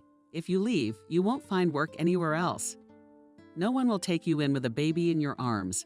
"Goodbye, asshole," Sophia said as indifferently as possible and left. But she had nowhere else to go. It was terribly embarrassing to return to her friend, what she would tell her. The young man, a millionaire, had kicked her out of the house without kicking her out. She left on her own, and Sophia was back where she started in her so-called family. At her aunt and uncle's house, she hadn't been in touch since a week, hadn't charged her phone so she wouldn't be pestered with calls. If anyone came by, they were immediately chased away, saying Sophia wasn't here. Aunt Kelly had been terribly mean to Sophia at first when she confessed her situation, but then she softened. For some reason, she felt sorry for the single mother-to-be. Sophia dropped out of school. She didn't look for any job, she just lay on her bed all day long and thought about how cruel fate was. All her plans came crashing down one day. All relationships faded into oblivion, but one day no one was home. Alice was out again. My aunt and uncle had gone to work and the doorbell rang. Sophia didn't answer it, but it kept ringing, and very insistently. Eventually that sound then became annoying. Now Sophia that she had to go to the door and look through the peephole. As she went, she dropped her keys from the nightstand, which caused a distinctive sound that the uninvited visitor obviously heard. Through the thin, cheap door, Sophia took a deep breath. It was Kate. "Sophia, open up. I know you're in there. I'll stand here until you open the door," Sophia snapped. "Sophia, open up. This is very important. It's about your baby," Kate declared. That intrigued Sophia. "In what way?" she asked. "Open it and you'll find out quickly. The case does not require a possessor." Sophia grudgingly opened the door. Kate immediately rushed into the apartment and grabbed the girl by the arm. "Just kidding. There's no news. But I had to get to you somehow," explained her friend hurriedly. Sophia was terribly offended by this. She wanted to break free, but the grip was firm. They had to go to the bedroom to work things out. "I know you don't want to listen to anyone right now," Kate began, "but I don't care. You're really depressed, and as your best friend, it's my responsibility to support you. So tonight you're going to the theater with me." "God, Kate, what theater? What the hell are you talking about?" She's starting to whine. Sophia, lying down on the bed, covering herself with a blanket. "My theater is opening night, and you have to support me. I could use some support myself." Sophia was indignant. "Sophia, if you want me to still be your friend tonight at 7, I look forward to seeing you at the play." With those words, Kate walked away, leaving her friend to ponder. Sophia was hysterical again. She didn't want to go anywhere at all. She hadn't left the house in a week, and she was determined to continue like this indefinitely. But Kate had always been there for her in her darkest moments. She owed it to her to repay her friend with kindness. It would be good for her, too. Sophia got ready, put on makeup, put on a beautiful dress, and entered the theater. The performance lasted an hour and a half. Sophia gave it a hard 3. All the same, young actors still have to study and learn, Kate included, but the costumes were very colorful. After the performance, Kate decided to celebrate this furor, in their opinion, in a cafe. Of course, Sophia was forced to go with them. The girl for a long time refused, however, eventually gave in. Of course, by the will of fate, they went to the very cafe, the cafe that forever linked Sophia with the man who spoiled her life. Oh, Diamond, did you see the duck's face when it jumped on the pole? Kate laughed, holding out an alcoholic cocktail from all this company only Sophia didn't drink. And she felt out of place here. The atmosphere of the cafe was also a terrible pressure. She prayed that she wouldn't accidentally show up at the door. Jacob, guys, I have a headache. I should probably get going. Sophia lied. Even she seemed to make a better actress than these guys. Everyone nodded. Kate offered to walk her out. What did Sophia say? That she was just tired and didn't need any help. That was partly true. This kind of activity after a week of lying on the bed had taken a toll on Sophia. It all happened too fast. Walking out of the cafe, she almost cried. It was raining like a bucket. There was no money for a cab. Her mood was lousy. Kate didn't want to go back to her friends. The girl decided that she was not afraid of anything and walked home. But as soon as she took the first step, something spit out from under her feet. Sophia lifted her foot. In the puddle lay a wallet. She opened it to see if there was any money in it.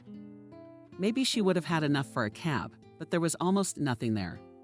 Just a couple of crumpled bills, some meaningless coupons, an old bank card and a photograph, a picture. God. Sophia moved closer to the lantern to get a good look at the picture. Really? Yes, it was a picture of her own mother. Here she was so young and beautiful.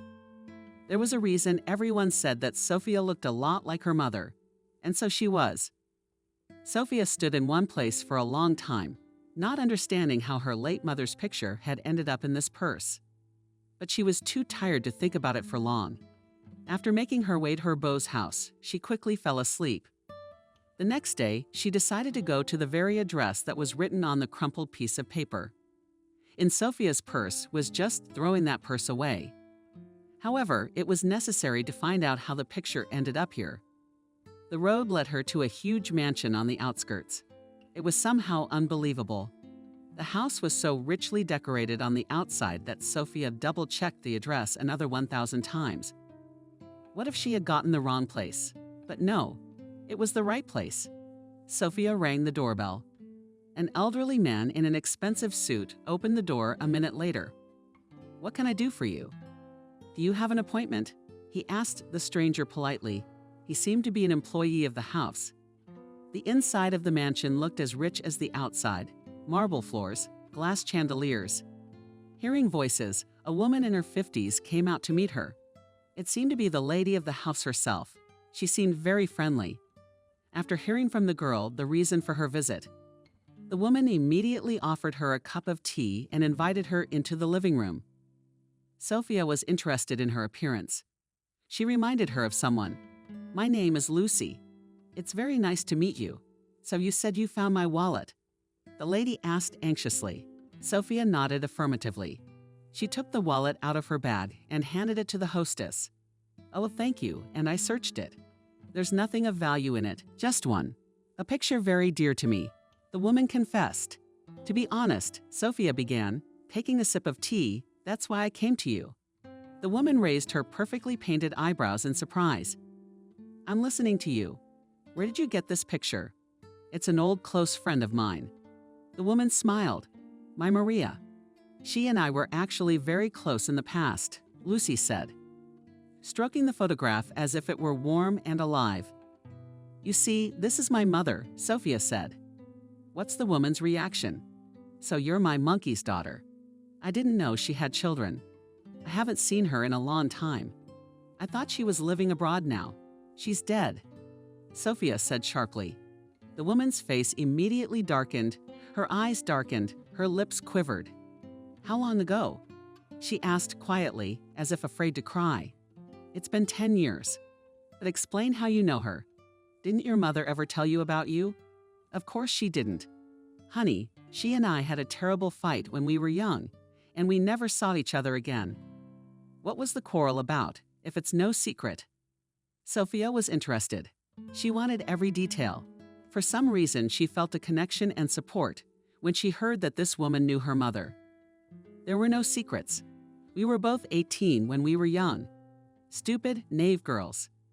One of us fell in love with a handsome, athletic, well-built guy. Just a dream. All the girls fell for him. Me and your mom were no exception. Of course she got him. I mean, she was so beautiful. You can't take your eyes off her. You look just like her." Dear Lucy smiled sadly, and then she got involved. "I started literally chasing this Pavlik. I couldn't let them get away. Although, to be fair, I didn't even like him at all. It was a matter of competition. Lucy giggled with embarrassment. I was such a fool back then. I ended up beating Pavel away from her. And I quit almost immediately. So you didn't need the prize, did you, your friend? I mean, she really loved him. Of course, we had a fight. We never spoke again. Then I killed that friendship with my own hands. Lucy got in over her head, and I still blame myself for that. So when I want to do something rash, I always look at her picture and remember what a huge mistake I made. You can't do that, you know, girl. Yeah, Sophia could only reply after hearing that. She was amazed by the story. Yeah, things could have been different with Mike and me. How did you find the wallet where I put it? I was leaving the cafe next to the theater, you know, and I found it in a puddle. As soon as I saw my mom's picture, I was interested. I'm sorry. There was hardly any money there. I didn't want to come all the way out here for nothing. You're a long way from home. Oh, what rage. Hapa was leaving her clumsy nephew and was so angry with him that she didn't even notice the purse was missing. The nephew was interrogated by Sophia. Yes, he owns this cafe, or rather, how he owns it. He got everything from me. Daddy, he had you as an idiot. So I decided to help it not to teach. But he manages to screw up even this simple business. What are you gonna do? Isn't your nephew's name Jacob by any chance? Almost frightened? Sophia asked. Yes. How did you guess? Sweetie? Asked the woman. It turns out that I know your nephew very well. Sophia suddenly told the woman everything that had happened to her. She did not forget to mention that he had cruelly lied to her, saying that he had achieved it all on his own. No, look at him. What an impudent and deceitful man.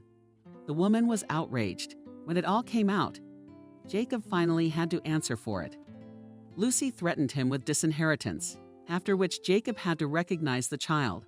A month later, he and Sophia were married, but it was just a formality. After all, Sophia's child had to be born in a legal marriage.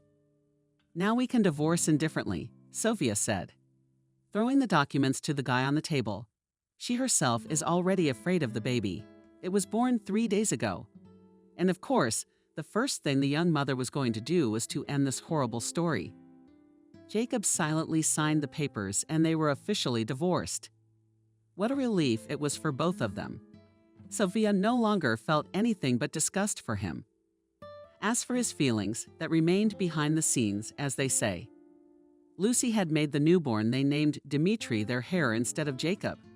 She had never had children, and she had long ago become disillusioned with her nephews. Sophia, at her insistence, moved into this rich house. The mother's friend did not dote on the baby, walked with him, fussed with him, did everything to Sophia more rest, hired 2 nannies, provided the young mother with everything so that she did not need anything, assigned her a monthly allowance. Sophia was reluctant at first, but Lucy convinced her that such generosity was not for nothing. Sweetheart, this is the least I have to do for my sweet girl. Maria, she said affectionately, don't deprive me of the opportunity to be at ease with myself again. Sophia understood her position and agreed. The court ordered Jacob to pay alimony to his son, which the guy did not like, but it was pointless to argue with the law. Everything was getting better in Sophia's life. She met a friend, Kate from the theater school, and a romantic relationship began between them. It was still hard to tell if they had a future. However, the romance is the same quiet guy who drove her home somehow, took great care of the girl, adopted her son, and did everything that a well-mannered person with good intentions should do. 6 months passed in this situation, and Lucy became seriously ill. She was lying in the hospital under a drip. For a whole month, the doctors had already tuned the loved ones for a sad outcome. Sophia visited every day this woman who had saved her life and pulled her out of the abyss. Honey, I'm so glad you're happy too. Lucy spoke softly. Sophia sat next to her and held her hand. It was very hard for her to fight the emotions that came over her. But she held on. Can I open the drawer, please? Lucy asked. Sophia complied with the request and took out from there many sheets of paper, stapled with a violin. This is my testament. She coughed on almost every word, and it was scary to look at. It's all signed and signed for sure. I wish you the happiest of lives. And Roma, he's a good guy, you watch out. Lucy, honey. Sophia cried, looking at the dying woman. Don't do anything. She just didn't have time to say anything. Her heart stopped, but the woman had said enough and done more, and died with herself, just as she wanted to after the funeral. Sophia scrutinized the documents. All of her inheritance went into her control. Until little Mike came of age, Lucy had left something to Jacob personally as well. She left only his business, which eventually went under. Lucy bought up her guilt to her friend by doing such a good deed. Her soul was definitely going to be at peace now. There was only one last thing left to do. One frowning, windy afternoon in the city cemetery, the young woman, accompanied by an earnest companion, watched the solemn ceremony of burying the ashes of the late Lucy next to her parents' grave. Following this, a new plaque appeared on a fresh headstone. From now and forever, you and I are together. No foolishness, no vanity can separate us now. Maria plus Lucy equal eternal friendship. These were the words that Sophia wanted to see in place of her comfort on her benefactors. In the finale of this story, everyone got what they wanted, or what they deserved, depending on their actions and their attitude to this life, and to the people we meet on the long, hard road.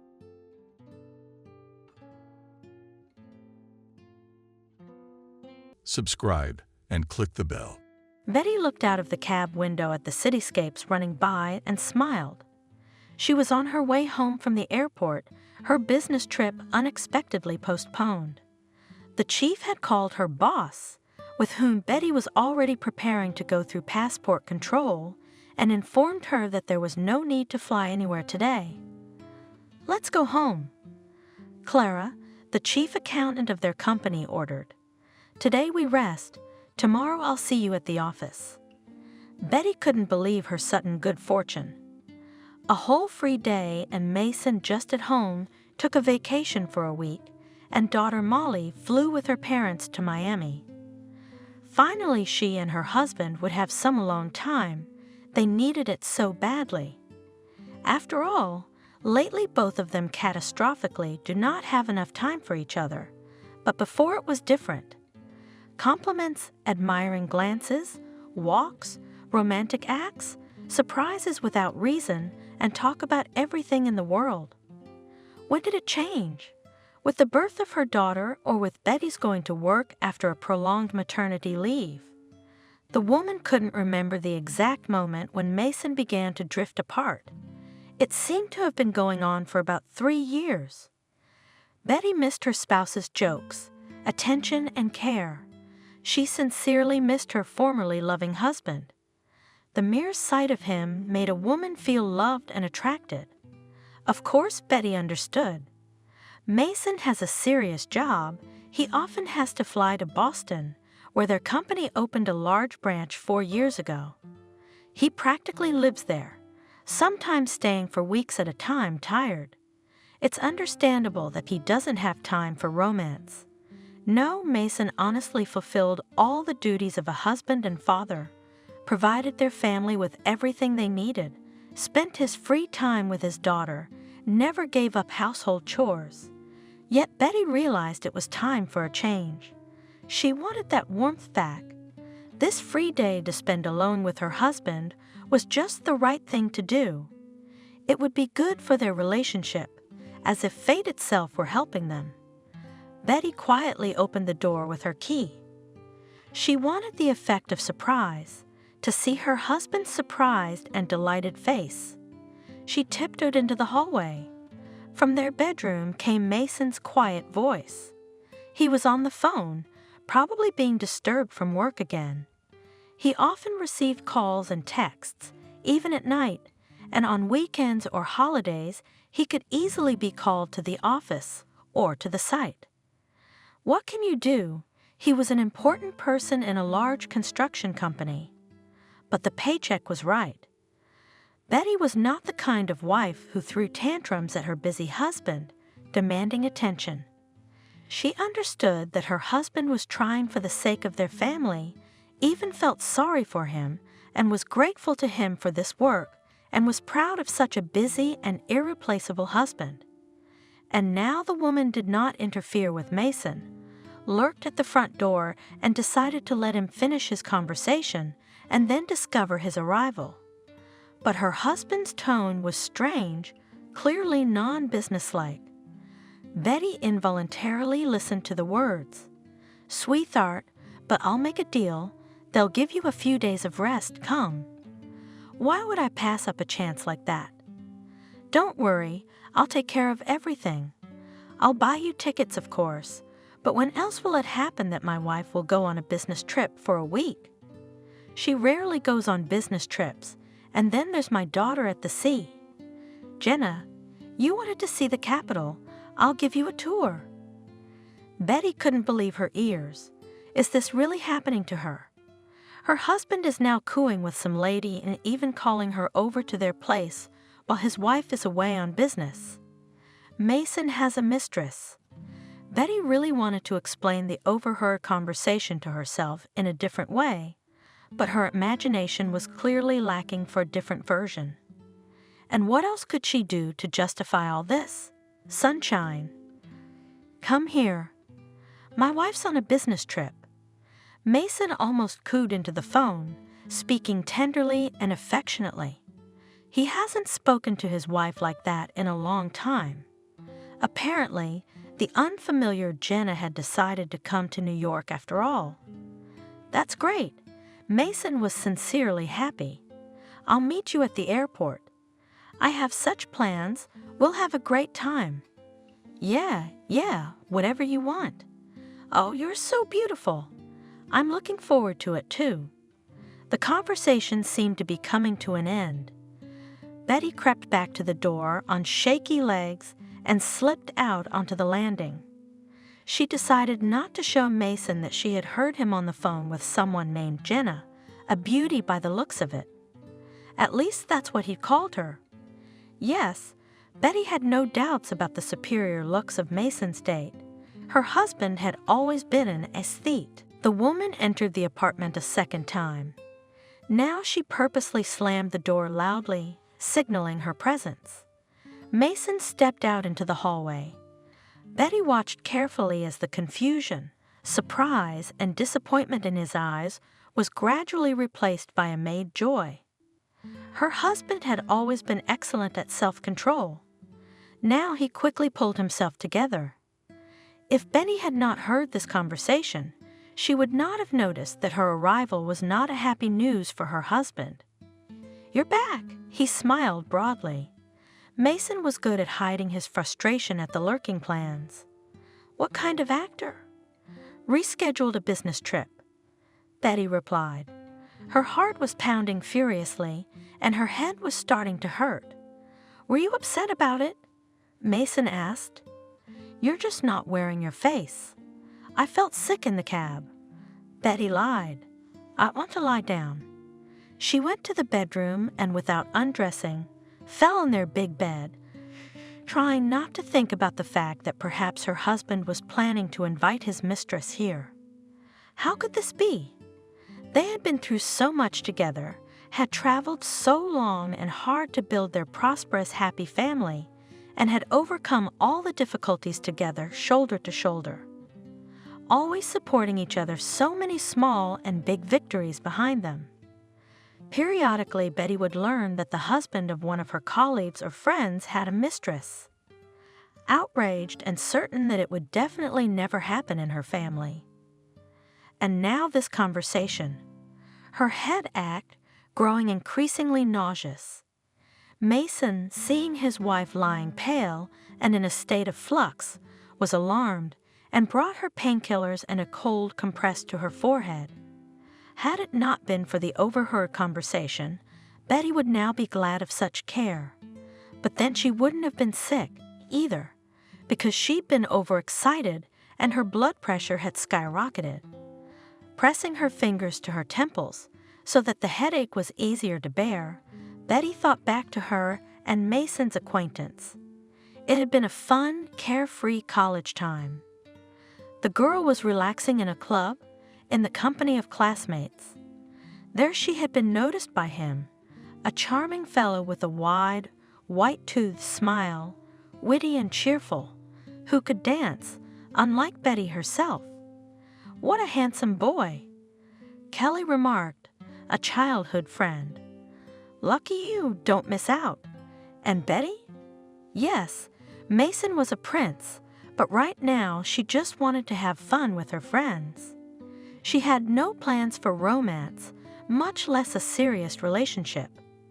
Only recently Betty had hardly got rid of her ex-boyfriend, obsessive and constantly demanding attention. And now the girl was enjoying her freedom. The admiration in Mason's eyes was pleasing to Betty's ego. She liked his compliments and touches. He obviously hoped to continue communication outside the club, even took Betty's phone number. However, she had changed some numbers on purpose, as she often did. The girl did not plan a second meeting, so she tried to enjoy communication with a handsome guy here and now.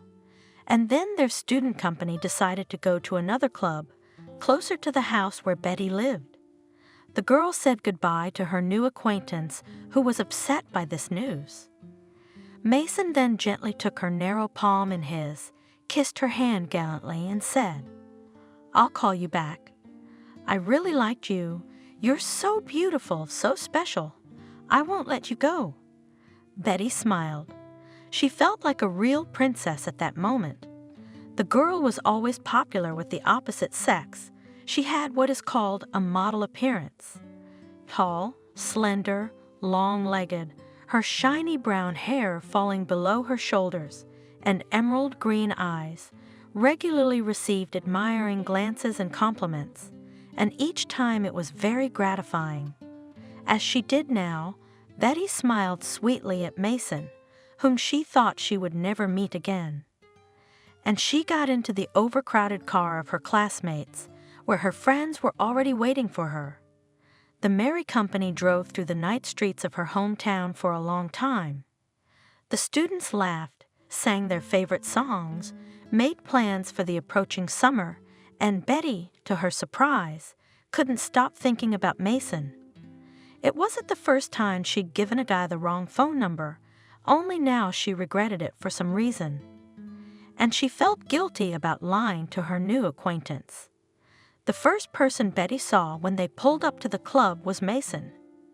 It turned out he had taken a cab and followed their car and was now walking toward her smiling and open arms. The girl hurried toward the guy with joy and relief. How lucky was it that he had guessed to do this? She was afraid they would never meet again. With Mason, Betty had always been fun. He knew exactly how to cheer her up and make her laugh.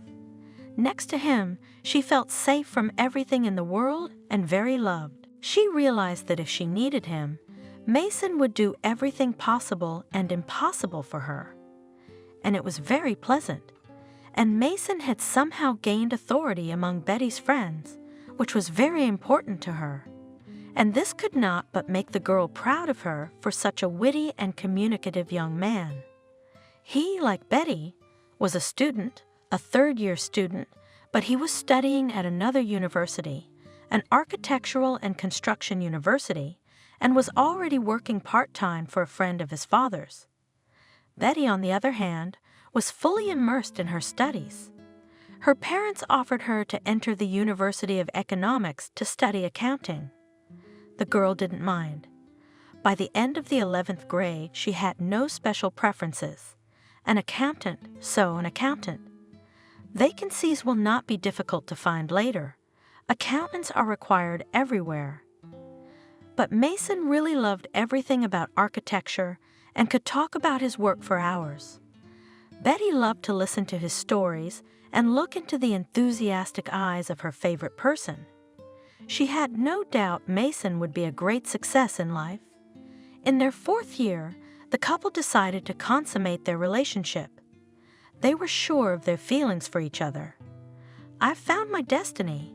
It's you," said Mason one day. "I want to be with you all the time, not date you a few times a week. I want to fall asleep and wake up next to you. So what if we're still students? I don't want to wait too long to get married." Betty was happy, smiling. She felt the same way. The prospect of becoming Mason's wife and always being by his side was breathtaking.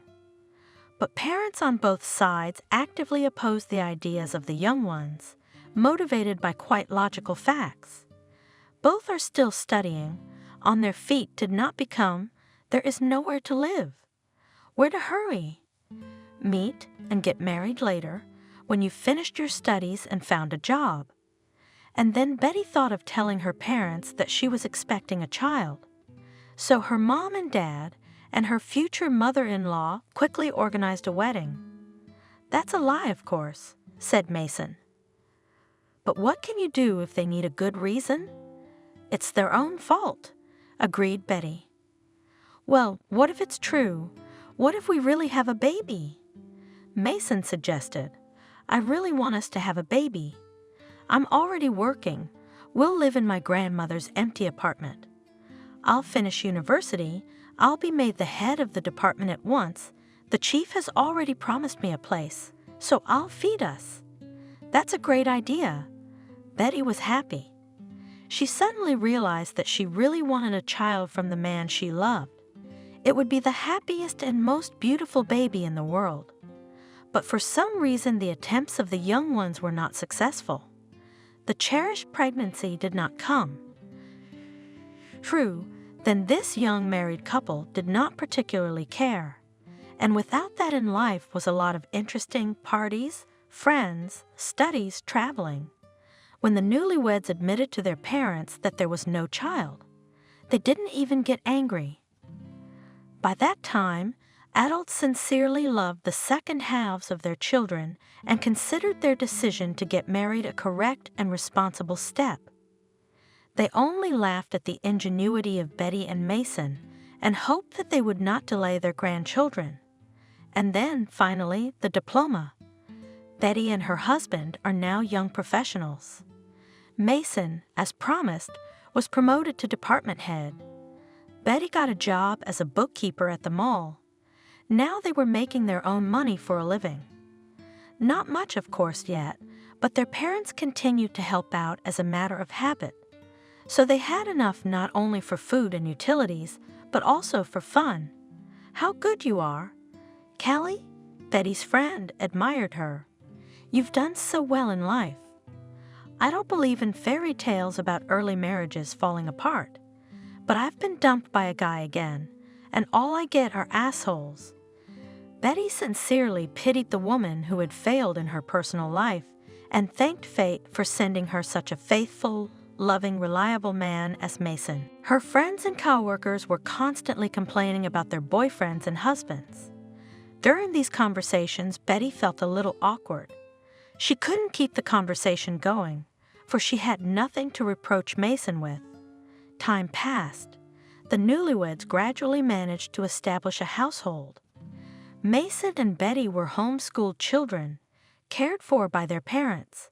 So household chores were a challenge for both of them at first.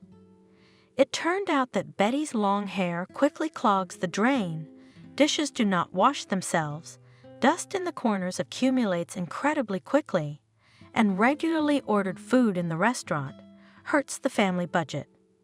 The newlyweds were in for many such surprises. It got to the point that Betty, going to prepare dinner, typed in a search engine phrase, "Where can I get red water for borscht?" The couple withstood the test of everyday life with dignity. Both quickly enough learned to cook and clean, and even made repairs independently in the apartment.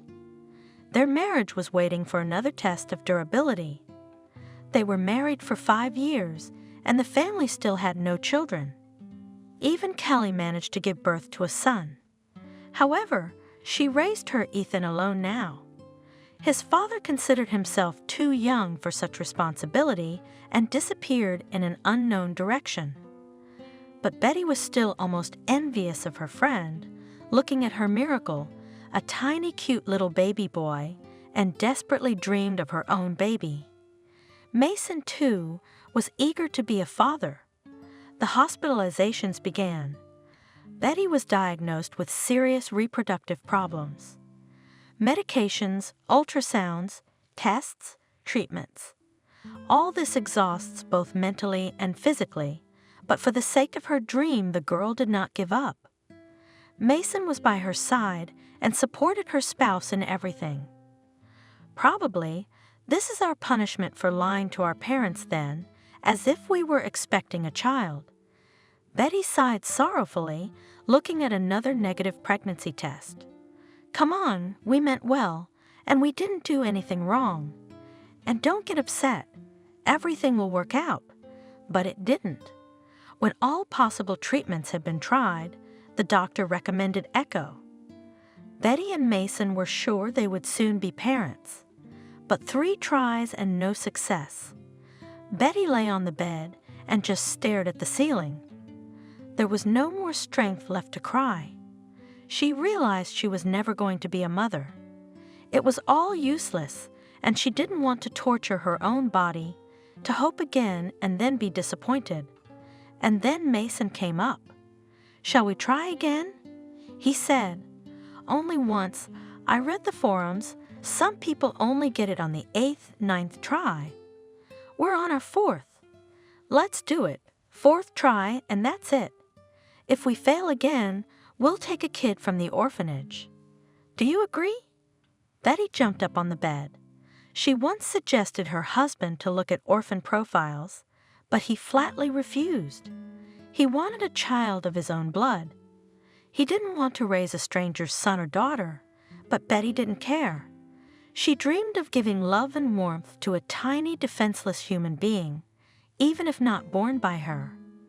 This desire overshadowed all others, filled the woman's thoughts. Mason remained adamant. He argued about bad genetics, the difficulties of adaptation. He didn't want another man's child, and he had every right to. Betty accepted his opinion. So her husband offers to take the baby from the orphanage, but before that he asks for another chance at a native hair. Of course, this time Betty happily agreed to the echo. She was going to the procedure in a completely different mood. One way or another, soon her cherished dream will come true. She will become a mother. It is not known what played a major role, the new therapy or Betty's positive attitude. But it wasn't until this 4th time that everything worked out. Betty looked at the 2-strike test and cried with happiness. And soon Mason joined her. The pregnancy was difficult. Betty was often hospitalized. Mason completely took over the household and almost blew the dust off his wife. He honored her every request, anticipated her every wish, even asked her to quit her job. You don't need to go there now. Nerves unnecessary waste. Rest better, have a baby, grow up a little, and find you a new job.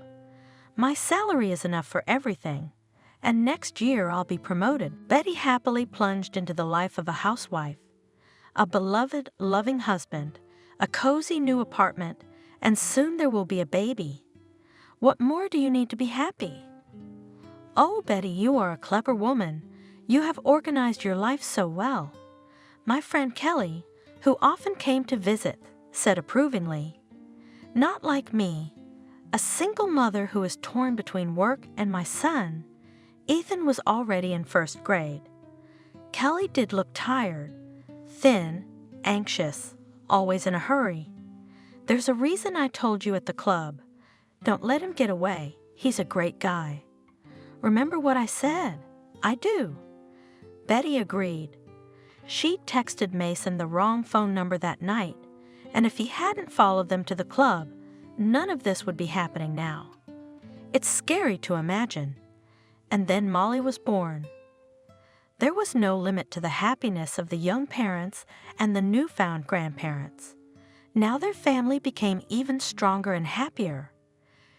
True, Betty, after a long treatment, difficult pregnancy, and childbirth, began to have problems with blood pressure. She often felt ill.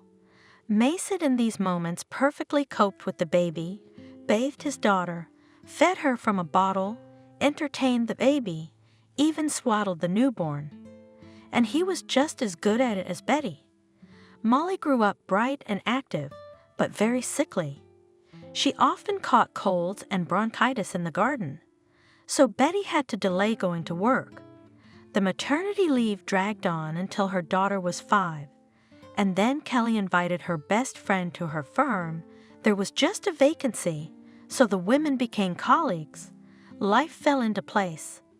Molly was already a first grader. Betty worked. Mason became the head of a large branch of his company, which was located in Boston. There were no money problems. Her husband provided for the family. Betty thought their relationship was perfect. Yes, there wasn't much romance anymore. Sometimes it was very lacking. But after all, they had been together for so many years, it was normal. The main thing was trust, reliability, mutual support. And now this conversation. Betty felt like she couldn't handle the pressure. It seemed to her that these health problems were in the past. Then after giving birth, Mason found the best doctors for her. The new mom got the right therapy, and she forgot about the headaches for years. But now such stress and they're back. By evening, Mason couldn't take it anymore and called his wife an ambulance.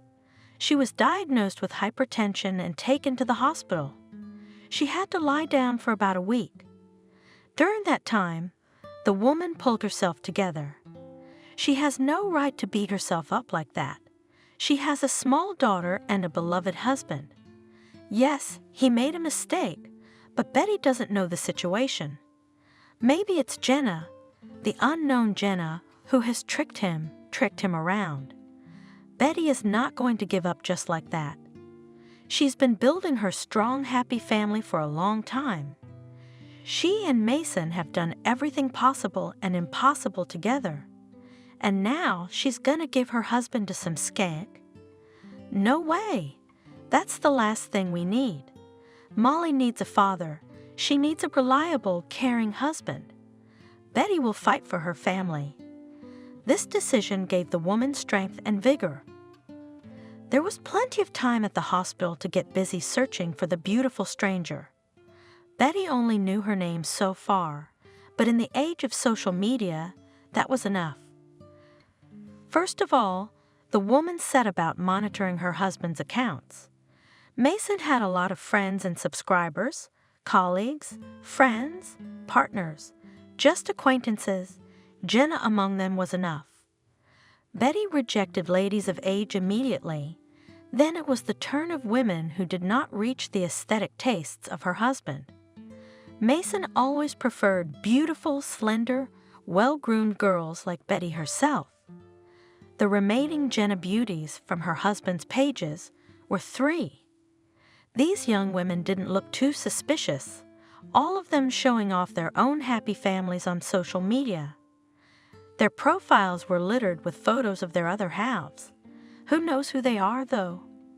It's not a fact that Mason's mistress is single. How many cases when married ladies decide to have a little fun and make a friend on the side?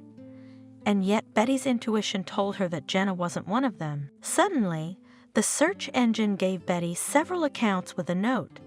Perhaps you two know each other. Among them was Liam, a colleague of Mason's from the Boston branch.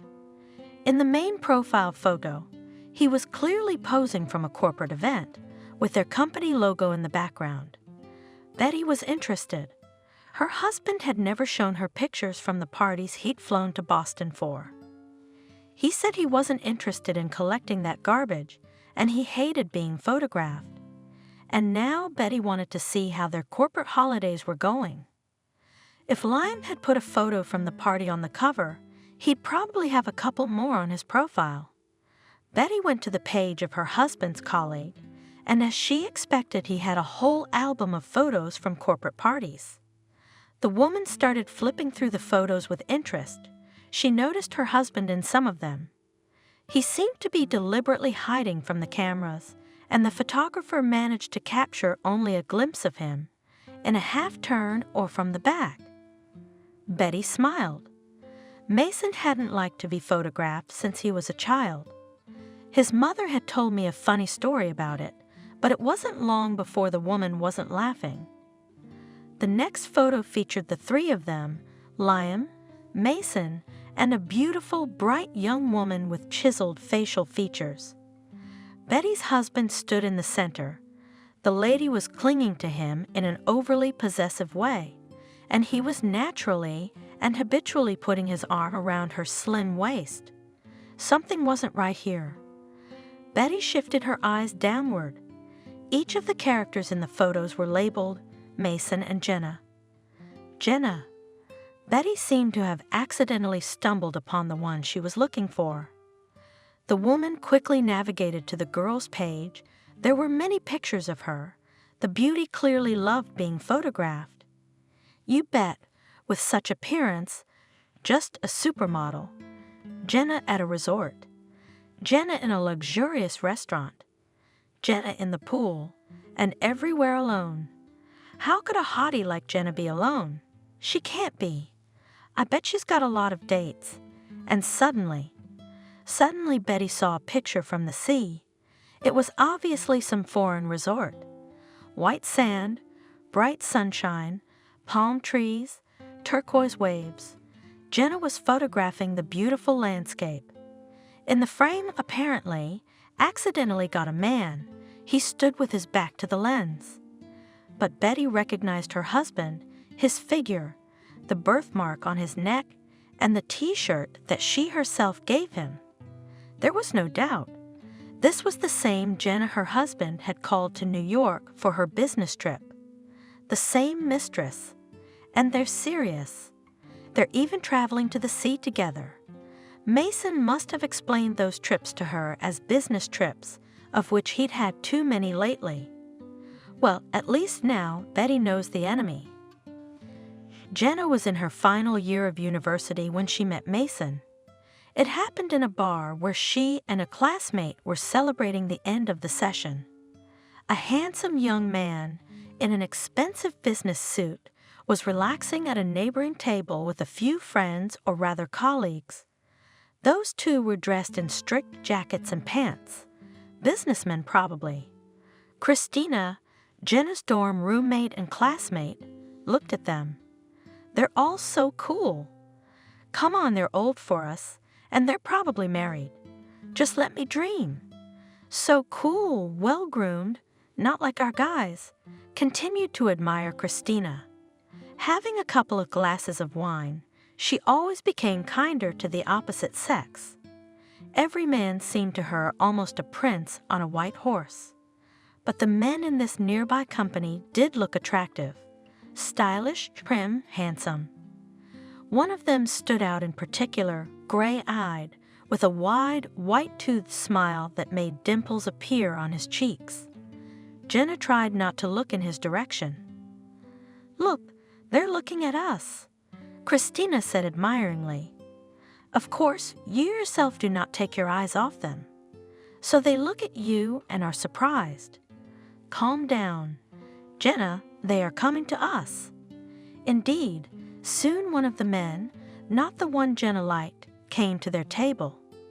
He introduced himself as Liam and asked Christina to dance with him. She gladly agreed. Jenna finished her cocktail and watched the dancing of her friend, who, apparently, decided to get closer to the beau by all means. But another man, the oldest of the group, with an expensive watch on his arm and stylish glasses, separated from the table. Good evening. He introduced himself, taking a seat next to Jenna. What is it that such a beautiful girl is sad here alone?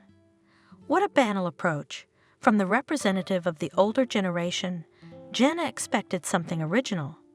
I'm not sad about being alone. I'm enjoying it. The girl not too subtly hinted at being left alone, but the newfound admirer did not give up. My name is James. He introduced himself. I just can't resist your beauty. You look like a young Nicole Kidman. Has anyone ever told you that? More than once. Can I ask you your name? No, you don't have to say no so flatly.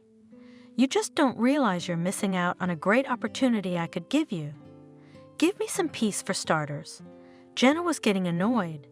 That Christina, she is there on the dance floor with her handsome man, and she has to fight off an obsessive suitor who does not understand neither hints nor direct refusals.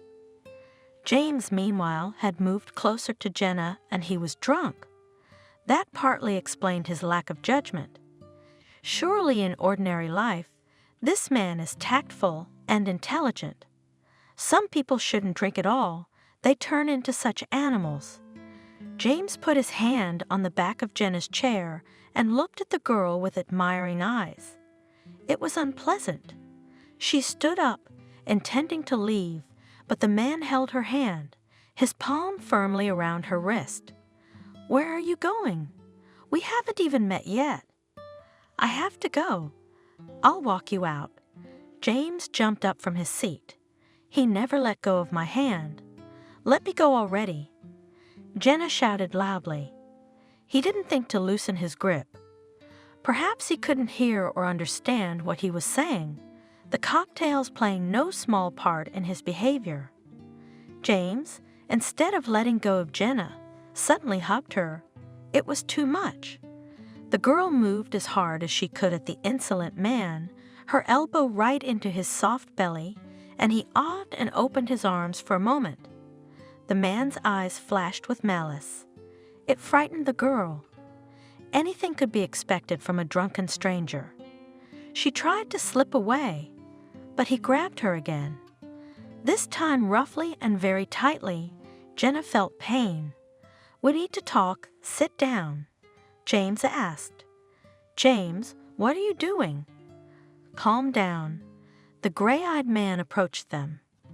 Fortunately, he noticed what was going on at the table and rushed to help, either to rescue his friend from possible trouble or to protect the girl. For some reason, Jenna immediately felt safe and realized that everything was going to work out. Why would she? James' speech became more and more incoherent. Two other men from the company came up to them and took the clueless comrade to their table. "You excuse him." The gray-eyed one smiled. "I had a little too much to drink, and today the deal was closed, so here's a note."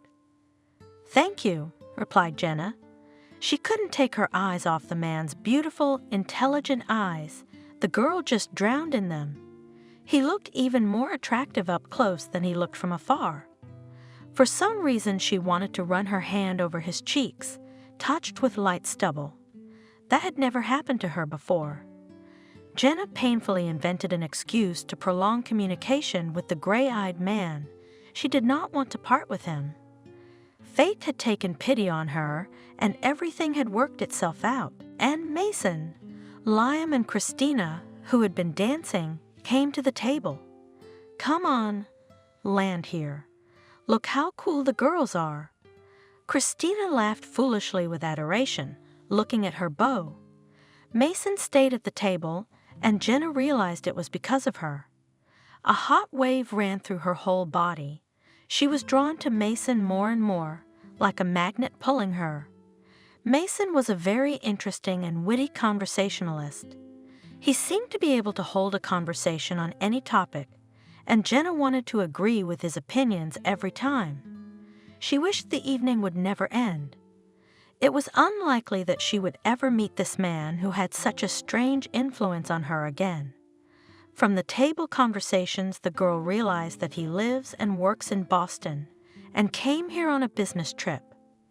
Mason, to Jenna's disappointment, did not even try to get her phone number. Most likely he is married, and he does not need a relationship on the side. Yes, the girl felt that she liked Mason, and it was very pleasant, but he behaved as restrained as possible, not showing his sympathy in any way. Jenna hoped that she did not give away her sudden feelings either. Until now, she hadn't understood what passion, love, and other concepts from romantic books and movies meant. It seemed to her that all of these were fictitious categories, that they didn't really exist, but now she was in a whirlpool of feelings, and she had no idea what to do with it all. The evening was rapidly drawing to a close. The bar closes at 200 hours. Christina and Liam decided to take a cab and go for a walk. They called Masana and Jenna, but the man refused at once, saying that he had an important meeting in the afternoon. Jenna thought of some reason not to go with the couple. When Christina and Liam drove off into the night, Mason offered to walk Jenna home. Her heart raced. Was what had been dreamed of all evening really happening? She'd really hit it off, and they'd start a relationship. Without witnesses, he would finally dare to take a step towards her. His heart fluttered in joyful anticipation.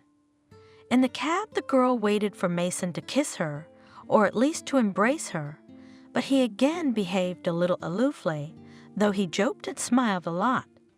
And already on the porch of the student dormitory, he took Jenna's phone number. She gladly dictated the numbers to him and realized that from that moment, she would live in anticipation of a call. It didn't take long to wait. Mason called the very next day, invited to the movie. After the movie, they walked along the waterfront, then stopped by a luxurious restaurant. Jenna had been living in Boston for 5 years, but she had no idea that there were such places here.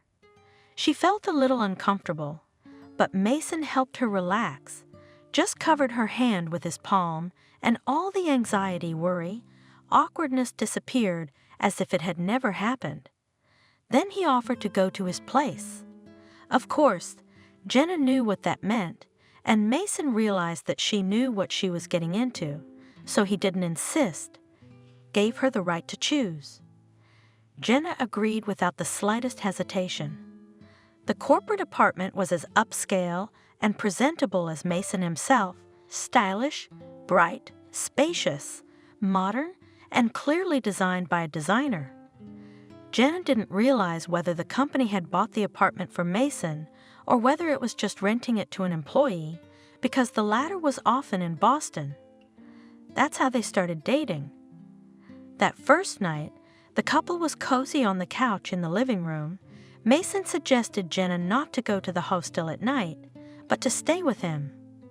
The girl gladly accepted the invitation. She did not want to part with Mason. And here they were watching some show on TV and eating rolls ordered from the restaurant, drinking insanely delicious champagne. Finally, the girl decided on an important question, which did not give her a rest. "And you, were you married?" she asked. "Yes, does it matter?" Jenna thought for a moment.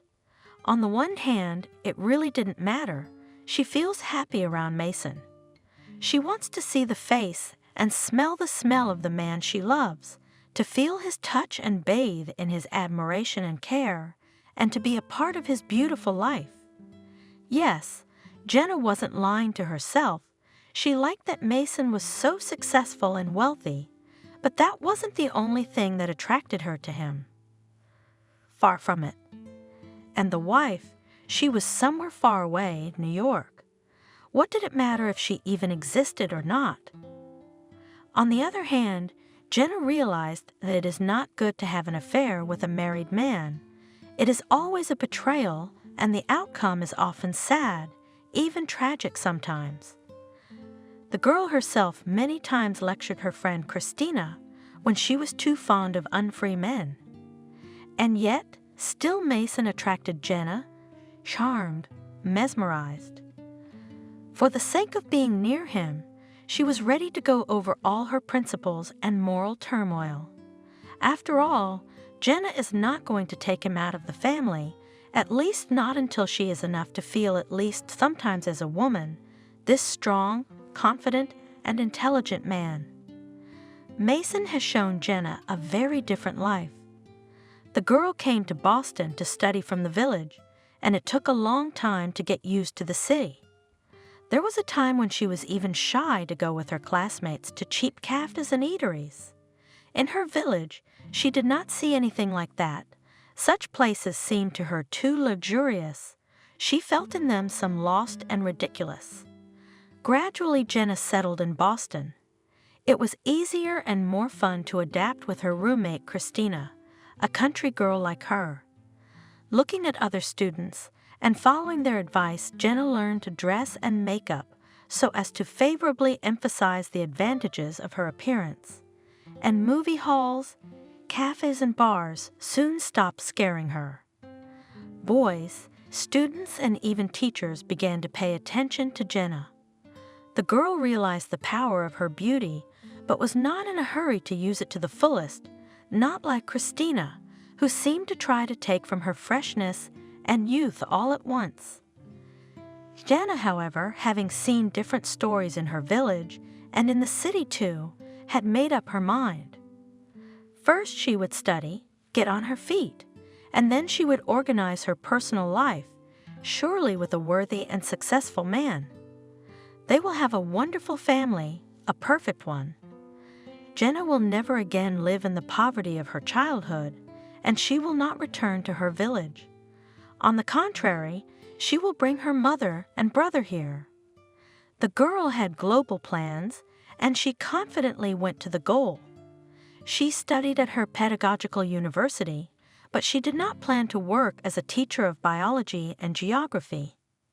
She thought that after graduation, she would find something more prestigious and highly paid. Entering this department right after school, the girl did not think much about the prospects. She went to the place where she had enough points, and the competition was small. And now Mason appeared in her life, and with him, trips to restaurants, luxurious gifts, long conversations on interesting topics, vivid impressions, new acquaintances. Not even 2 months after the beginning of their relationship, as Mason offered Jenna to fly with him for a few days to Thailand, the girl with pleasure plunged into this beautiful sea fairy tale. Later such trips became quite frequent. Mason could easily explain his absence to the family by business trips and business trips. Jenna, on the other hand, tried not to think about the fact that her man had another life, a wife and a daughter in New York. Of course, she almost immediately looked through her lover's social networks and saw pictures of his wife. Beautiful, successful woman, quite harmoniously looked in a pair with imposing Mason. Together they looked just perfect. Jenna could not help but recognize this fact, although it hurt her. The girl didn't plan to fall in love with Mason, or anyone at all. She had other goals for now, but she couldn't help it. Even yesterday, Jenna was an ordinary student who often had to eat instant noodles for dinner, even with Christina sometimes sharing this treat. She counted a small scholarship and saved on everything, and today she knew by sight the staff of the most elite establishments in Boston. She herself now lived in the very Mason corporate apartment that had so delighted her in a stylish studio, packed to the brim with tricked-out appliances, with a spacious bathtub. Jenna liked to lie in it with a flute of cold champagne, like the girls in the movies about the beautiful life. Mason flew to Boston every month, sometimes more than once. It was required by work issues, but Jenna suspected that his business trips became so frequent because of her too. The girl realized that Mason really took her very seriously, not as just another mistress. And he wasn't the type to change women like a glove. Jenna knew that this was Mason's first and only relationship on the side, and she could see that the man was very uncomfortable with the fact that he had to lie to his wife, but he couldn't give up on Jenna. When the girl graduated from the university, Mason got her a job in his branch in the Human Resources Department. Jenna had to learn a lot practically from scratch, to master a new specialty, but she coped, and she liked the work very much. And the salary, almost every month coming with a solid bonus, and quite happy. The girl realized that without experience, right from the university bench, she would never have found a place with such a salary, if not for Mason, and she was grateful to him for the opportunity to get on her feet. It was very important to her. Time passed in the company. Some of the employees, of course, began to speculate about the relationship between the branch manager and Jenna. They talked and got used to it. The girl cared little about it, but she realized that sooner or later some well-wisher would report everything to Mason's wife. And what would happen then? It was difficult to suppose, yet years passed, but everything remained the same. Perhaps the 1,000 miles separating New York and Betty was released from the hospital. She was now completely well, both physically and mentally. She realized that she would fight for the man she loved and for her family. This decision gave her strength and confidence, but Betty needed allies, no one but her faithful friend Kelly to tell her the details of the story. "What a mess," Kelly said thoughtfully after listening to Betty. The women were sitting in a coffee shop, not far from the office. It was the only place to get away from the ears of their co-workers. "Yes, these are pies.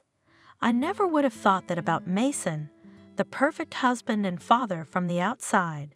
The weird thing is, he's a really great husband and father. They've been together for 4 years, and I had no idea. With his schedule, it's no wonder, constantly on the road, it's easy to hide not just a mistress, but a second family. Well, what have you decided? How will you proceed?" "Fight for my husband," Betty replied confidently. "I want Mason to realize that I am worth more to him than he is, and that no young beauty is worth losing his family. I'd like to do it without Mason realizing that I know about his relationship." "So you don't have a specific plan?" Kelly clarified. "What kind of plan? I don't have a lot of information. I only know her name and that she works at the Boston branch, which is probably where Mason put her. But I've seen pictures of her, and she's very pretty. So we need more information." Kelly concluded. Betty really liked it, us. She realized she now had a solid support in the person of her best friend. "We do." Betty agreed, but where would she get that information? "I don't know any of Mason's colleagues in Boston. I can't even ask them. I have an idea." Kelly suddenly had an idea. "Really, what is it?" "Wait, I don't want to get your hopes up yet. I'll call you tonight." And her friend kept her promise. Indeed, called in the evening and outlined her simple, like all things brilliant plan. Kelly's brother had a friend who was an IT specialist. He helped Betty install a program that she could now use to control her husband's social networking and messenger accounts. "If you don't know me, I don't know you." Half jokingly, half seriously, the young man warned. Betty could now see all of her husband's correspondence with family and friends, co-workers, partners, but most importantly with her, with the young blue-eyed Jenna who had intruded into their family. Of course, the woman felt some remorse because she had so treacherously invaded the personal space of the man she loved. But on the other hand, he had done far worse to her. Betty quickly realizes that things between Jenna and Mason are quite serious. She lives in his corporate apartment, cooking him delicious dinners there when Mason flies to Boston on business. Apparently, she tries very hard, specifically looking for exquisite recipes, not like Betty herself. Work and a child take so much energy and time, so she has recently had enough only for pasta and sausages, and the apartment is often not cleaned. However, Mason has never once expressed dissatisfaction with the domestic moments. On the contrary, when time allowed him, he took care of household chores without any indulgence, but maybe he still lacked care and attention, Betty. With the arrival of the long-awaited child, the woman did indeed spend much less time with her husband. Perhaps what happened was her fault. No, that's the wrong way to think about it. It's not easy for her either. But it's not like she went looking for a comforting lover. Mason and Jenna occasionally flew together for vacations. Betty realized this from the correspondence, in which there were phrases like "when we were in Italy" or "resorts by the warm sea, we've been many times before." I want to try something new. Maybe the Scandinavian countries? Sounds like they've traveled halfway around the world. That was a shame. Betty was sympathetic to her husband's busy schedule. Yes, they didn't spend much time together, but the woman believed that her husband was working for the good of their family. And now it turned out that many of these business trips were just a cover for traveling with Jenna. Reading the correspondence, Betty realized a lot. This girl is really in love with Mason, and him, Jenna gives him what her husband cannot get in the family: passion, free time, vivid emotions, blind adoration. But if he was really ready to leave his wife for her, he would have done it already. Mason is clearly serious about Jenna, but apparently doesn't really love her. Except things can change. For example, the young mistress will give him a child, and then Mason will never leave them. Or anything else for that matter. Slowly Jenna can bind her man to herself, make him fall in love with himself. So she had to act decisively and as quickly as possible, but she couldn't come up with a plan. And Kelly couldn't offer any advice. "I'm a single mom. What kind of counselor am I?" she said, confused. "Just know that if you need my help, I'm always here for you." "Thank you. You've been so helpful. At least now I know the ins and outs of their relationship." "What's it like? How does it feel to know your husband's not going on a business trip?" But to her, it hurts, Betty admitted, but it's still better than being in the dark. Jenna had been thinking about starting her own business for a long time. She decided to try to open several dispensing centers of a popular online store. The girl thoroughly studied all the necessary information and made a business plan, but the accumulated funds were clearly not enough to start. Jenna was sure that Mason would gladly help her. He always supported all her endeavors and encouraged her development in any sphere. This time, too, Mason was pleased with the idea of a mistress. "That's a wonderful idea." He praised it. "And the direction is promising. With paperwork, if anything, I'll help. Only I do not have enough money." And Jenna voiced the missing amount, quite decent, but not astronomical for Mason. "I can't take out so much at once. I'll fly to New York. You remind me, I'll transfer it." As it was agreed, Jenna sent Mason a text message with a reminder about the money transfer. Her lover never refused her anything. The girl was used to it, so she had no doubt that now she would get what she wanted.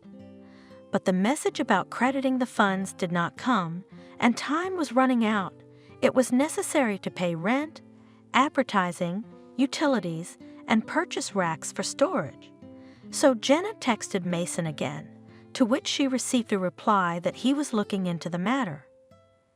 Eventually, Mason called and informed her in a frustrated voice that it wasn't going to work out. His family urgently needed money for something. Jenna did not get into the details. The man promised that he would definitely help her next month. The girl leaned back in her chair. Now she clearly felt second best. The family needed money, and Mason had chosen his wife in this situation, easily and without the slightest doubt. Next to him, Jenna was used to feeling superior to everyone else. Perhaps she was even in love with this self-perception, but now the girl fully saw the disadvantages of her status. She is only a mistress, not even entitled to take offense.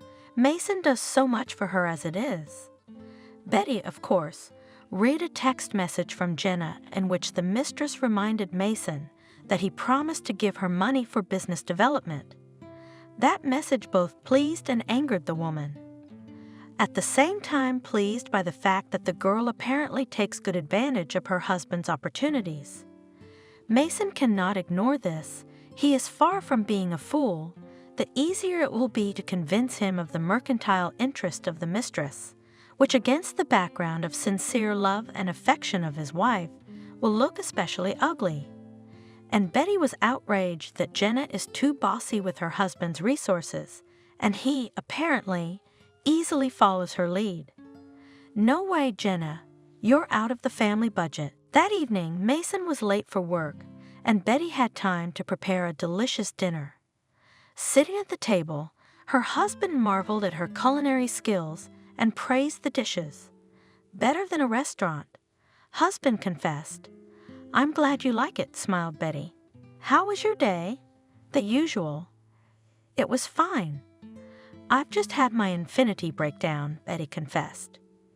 Infinity? Mason was surprised. I just bought you a car a while ago. It's a good, reliable car. I'll send the mechanics over tomorrow. No need. I already took it to the service myself. It needs repair. Expensive. How much? And then Betty said an amount only a little less than what the mistress had asked. Mason stopped talking, thinking. Betty realized he was considering whether he could help both his wife and Jenna at the same time, and deciding who to sponsor first. A lot depended on his choice now, and his wife helped him make it. I need a car urgently. Molly has a competition soon, training every day. I can't miss it, and I have to travel a lot for work every day. You know we have locations all over the city. Mason immediately transferred the necessary amount of money to Betty at the table. And then a little later the woman read a message from her husband, in which he justified himself to Jenna. The mistress never received the promised funds. What pleased Betty most was the fact that Mason had chosen her over Jenna. After all, the mistress also had a good enough reason. She wanted to start her own business, and yet her husband had helped his wife. Jenna must have noticed that, and now she's suffering. Serves her right. Let her know her place. The money situation upset Jenna and even disappointed her, but she pulled herself together and life went on as usual. The following month, Mason did find the missing funds for her, and the girl started her business. She had a wise assistant and mentor in the person of her favorite man, so the experience was successful. Soon the invested money began to bring a good income. True, Jenna had more worries, but she even liked such business. She had no time and energy to think about her unenviable position as a mistress. She simply enjoyed Mason's presence in her life, his attention, his support, his patronage. She was still fascinated by his gray eyes, and she still melted at his touch as surely as she had on the first day of their acquaintance. Christmas was approaching, her favorite holiday since childhood. Jenna loved the scent of pine needles. She was mesmerized by the colorful lights, garlands. She was no longer a little girl, but as before, she associated the end of December with the expectation of a miracle, and this time the miracle really happened.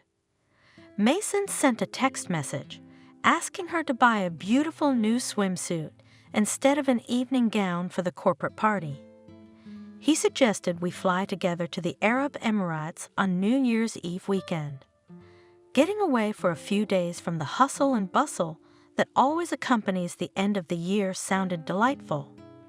Of course, Jenna replied that she gladly accepted the offer and went to the mall that same day. She wanted to look flawless for Mason on this vacation. Jenna liked to see his rapturous gaze, to hear the compliments she received.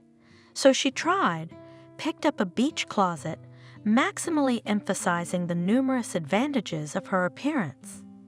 The girl was sure that not only Mason will admire her on the beach, let her lover see what success his girl enjoys with others.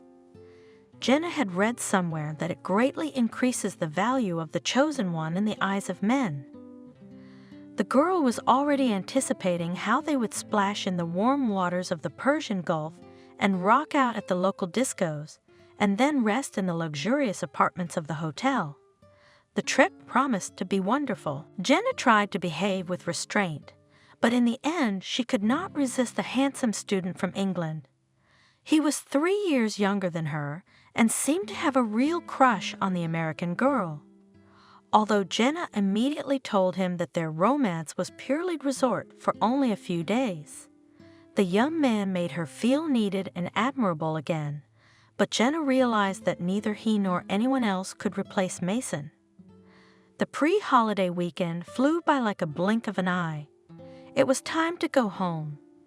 Jenna realized that she missed Mason very much and was ready to forgive him anything. Although, of course, as they say, the resentment was gone, but the residue remained. Betty felt like a winner again. They just had a wonderful couple of days at the base, skiing and tubing, walking through the winter forest, roasting meat, drinking spicy mulled wine, playing board games in a big and friendly group. We laughed a lot and talked about interesting topics. Betty listened to a lot of thanks for the fact that she had guessed to bring everyone together and organize this trip. Most importantly, they were together at this time, Betty, Mason, Molly. There was no rushing or hurrying anywhere. Fully enjoying each other's company and hugging and laughing all the time. Betty decided that they needed to do this kind of outing more often. All of this was clearly good for their relationship. At first, Mason seemed anxious and lost. Apparently, he couldn't stop thinking about the lonely Jenna, but then he relaxed, calmed down, and began to enjoy the winter vacation. And the mistress flew to Dubai with a friend. That was wonderful. Betty sincerely hoped that she would meet some rich man there and not return to the USA. Why? Jenna is a blue-eyed blonde, a real beauty, so this option is quite possible. But as much as Betty didn't want it, the problem didn't solve itself. Jenna came back and immediately started texting Mason about how much she missed him. That was okay. Betty wasn't going to give up. Jenna had a favorite little brother. She'd raised him since he was a baby, helping his busy, tired mother. Now David was all grown up, 18 years old. Time has flown by quickly. From a cute, blonde-haired little kid, he turned into a handsome young man. He entered a sports college and was given a dormitory. Charles began his student life, of course. He often came to his sister. She was always happy to invite her relative and even helped him with money. But the young man wanted to earn money himself. "I'm looking for a job," one day he confessed to Jenna. "They promised to take me as a courier in the delivery service. You'll be in the snow and in the cold to travel around the city with a huge box on your shoulders." My sister shook her head. "And get change for it. You don't even have a car, so you should at least drive it. Otherwise, you'll be walking and taking buses." But what can I do? For now, we'll see. Everyone works somehow. Everyone? Jenna frowned. It's different for everyone. And the older sister reminded her brother of a story that had recently happened in their town. A courier, a young girl, brought an order to an apartment and fell into the clutches of drunken guys. The girl miraculously survived the encounter with the scumbags. But it was a girl. I'm a man. David brushed it off. What's the comparison? You think because you're a guy, you're safe? Well, sort of. David smiled. Come on, you're getting a little shady around town. It used to be quieter. All right, I'll talk to someone. Maybe I can get you a job driving for our firm. There's probably plenty of applicants. Your salaries are good. Yes, there are a lot of applicants. Agreed Jenna. But not every one of them has a sister working in the personnel department. Of course, the girl immediately wrote to Mason. In their branch, there was indeed a vacancy for a driver to unload materials. As a member of the Human Resources Department, Jenna could not help but know about it. The work is not much. The pay is good.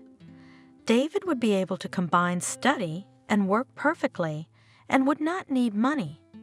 Mason replied that he would take care of the matter. Jenna was sure that tomorrow or the day after tomorrow, she would register her brother for a vacant position. Betty read the post about the vacancy and wondered. Another request that could be used in the struggle for marital happiness. The mistress would again be left with nothing. The woman suddenly remembered that she had a nephew living in Boston, so she dialed the number of a great aunt, his mother.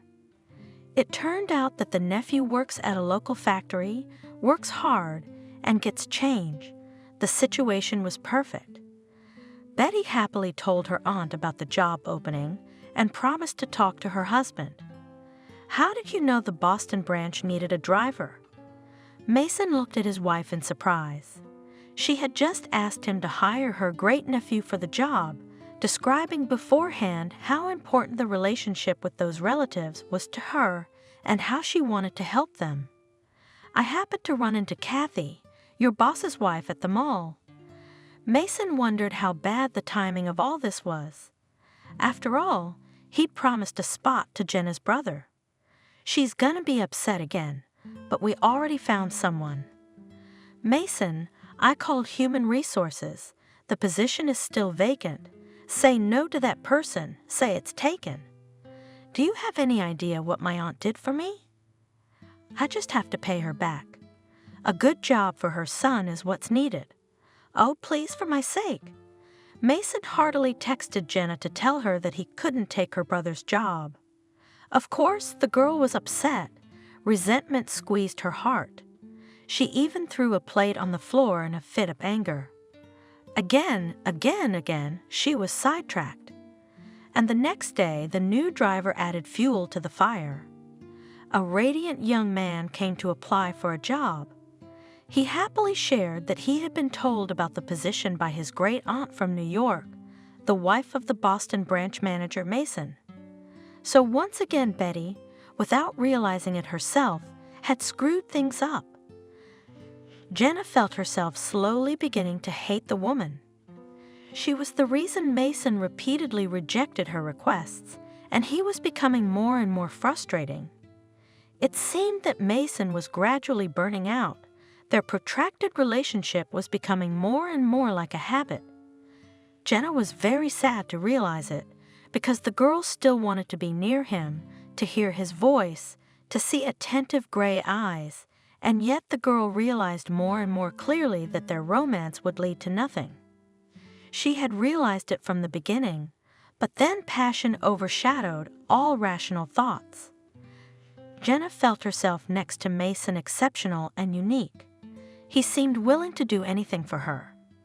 Mason really did a lot for Jenna, but lately his attention was clearly not enough for her. He was always dealing with family problems, working a lot. It was so humiliating to be on the sidelines, especially with so many available men around who would be happy to be near her. "Come visit me this weekend. I miss you so much," asked Jenna. Mason hadn't been in Boston in over a month. "Baby, I can't. There's a lot of work at the head office. Maybe it's the wife again." Mason sighed. He must have loved Jenna in his own way. He sure did. Why else couldn't he break off a relationship that had grown too serious? He liked a lot of things about her. Good looks, determination, wisdom. Despite her youth, Jenna was remarkably adequate. She never threw tantrums, never drove him crazy. Mason was sure that she would not get pregnant in order to marry him, and would not call Betty with offers to leave her husband.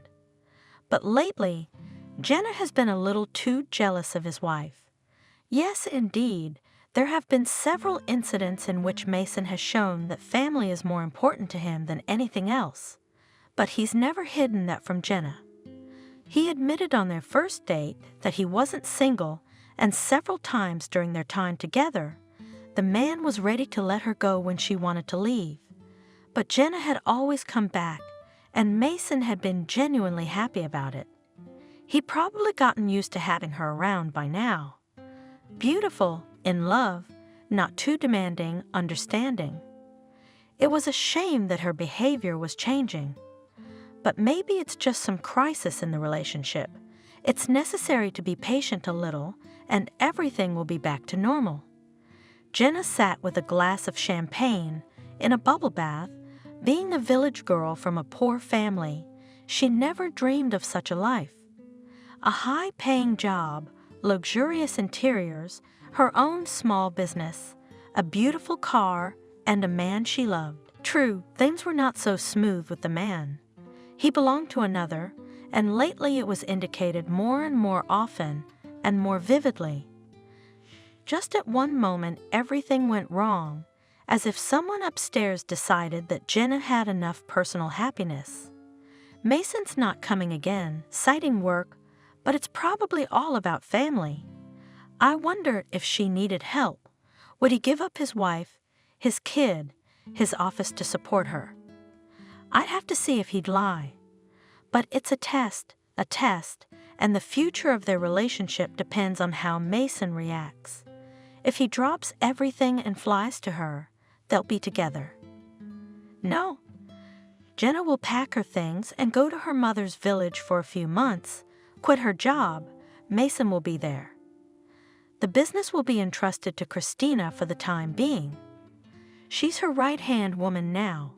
Her friend's in the loop. She'll be fine without her. And Jenna will get over her illness, cry and go back to being free. But that's plan B. The girl still hoped Mason would rush to her like he used to. Maybe in time he would even leave his wife, and they would build a family of their own. The phone clicked with a special beep, meaning Mason had a message from Jenna. Betty quickly read it. Okay, that makes sense. New request. The mistress is complaining to her husband about feeling awful vascular problems and wild headaches. I can't do anything. Probably have to go to the hospital. I need help with my business and personal support from my loved one. Betty thought about it. Her intuition told her it was a lie. Jenna is a young girl in the prime of life. The woman had seen the recent pictures she had sent her husband on a regular basis. In them, Jenna was strikingly fresh. Clean, radiant skin, light blush, bright eyes. Looking at the pictures, Betty thought that youth was still beautiful in itself. The girl clearly didn't look sick. Of course, all sorts of things happen. Her hypertensive crisis came on suddenly. But even if Jenna was really sick, let her heal herself. She was not a little girl. Mason took her to a high-paying position, helped her to establish a business, so the money for treatment at Madam clearly has, and care and attention let and demand from close relatives. No, Betty will not let her husband go to Boston anytime soon. Except that she has to come up with a reason, but she'll manage. Lately, Betty felt like she was just a generator of ideas. It didn't take long to think of one. When Betty was picking up her daughter from figure skating practice, she noticed a colorful poster on the wall of the sports center. A grand performance of the section's pupils at the big stadium was planned. The show promised to be bright and colorful. Betty approached Coach Molly. "Hello, why isn't my daughter in the show?" "Molly's not ready yet. She has great prospects. Next year she will definitely show herself, but right now. Perhaps she needs extra lessons? I'm ready to pay for them, as long as my daughter gets to this concert. You see, we have elderly relatives visiting us. This may be the last time they come to New York. If they could see Molly, it would make them happy." "I understand, but does your section need new equipment? If you put Molly on the program, I'll get it for you." "All right." With apparent reluctance, the coach agreed. Only Molly will have a cameo. She is still small, and it doesn't matter. Betty shined. The main thing is that Molly will perform. At dinner, Mason said that the day after tomorrow, he would be flying to Boston to solve some work issues. Couldn't the business trip be rescheduled? Betty pretended to be surprised and upset by the news. "Why? Something urgent again?" "I wanted to tell you such happy news. Our Molly has been accepted to perform at the Ice Palace. She's the smallest person in the show. Can you believe it?"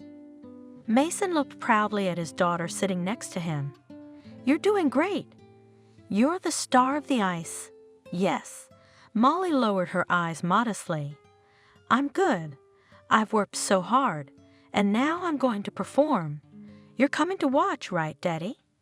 Mason looked into his daughter's hopeful eyes. The man's choice was obvious.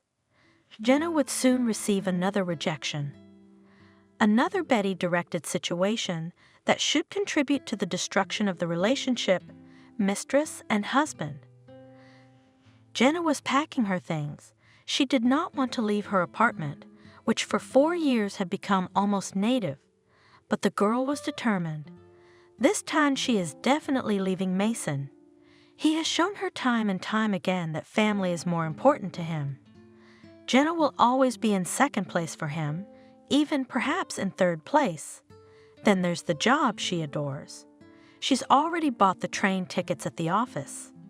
She herself has drawn up an order for her dismissal. The story's over. Jenna realized that she wanted to be the only one for her man. Perhaps it was time to start a family of her own. Christina recently got married and is now expecting a son. Looking at the family happiness, friends, Jenna realized that she dreams of the same, but a husband and a child. All of this is unthinkable while she's in a relationship with Mason. It was time to put a stop to it. Jenna no longer resented Mason, only the pain of knowing he loved another woman. The man had done so much for her, the girl felt grateful to him, and she would be sure to tell him that to his face or over the phone. But later, not now. Now it is necessary to wait it out, to get over it, to hide for a while. And then a new life would begin. Mason watched Molly's performance.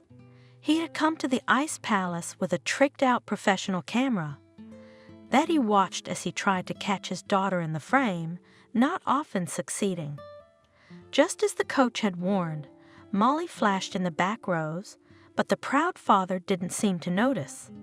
His eyes burned with genuine admiration for his child. Next to him lay a bouquet of roses prepared for the little star. Then the phone beeped again, the same beep that had alerted him to messages from Jenna. Mason didn't pay attention to the sound. He was completely absorbed in his daughter's performance, and Betty, of course, immediately read the text message and smiled victoriously. Jenna asked him not to look for her. She said it was over between them. She even quit her job at the Mason branch so she wouldn't have to see him. Sounds like a win to me. Although, of course, it's too soon to relax. Mason, back in his empty Boston apartment, felt an acute sense of guilt. Taken 4 years of Jenna's life. She could have met her destiny, gotten married, had children instead of wasting her youth on a futile relationship. His conscience was soothed only by the fact that he still helped this girl to establish a business and become financially independent. But the sadness and regret that he and Jenna were not together now, strangely enough, was not there. On the contrary, the man even felt relieved.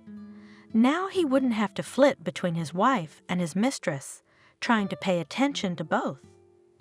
There would no longer be that oppressive feeling of guilt in front of Jenna and Betty. The situation had resolved itself. Lucky. Betty was celebrating the victory with her best friend Kelly. The women were sitting at a pizza place near their office. It was lunch hour. Good for you. Kelly praised the woman. She overcame her resentment, was able to forgive the man she loved, and kept her family together. She pulled it off so masterfully, and it's like she had nothing to do with it. Yes, I'm a strategist, it turns out. Betty agreed. Mason, I think, has come to value family even more. At least he's trying to make time for us. But, Mason's already had an affair. I don't want to scare you, but it's almost certain to happen again if he's capable of it. What are you gonna do then? Well, Betty set her glass down on the table. A cold determination appeared in her gaze. Well, in that case, I already know exactly what to do.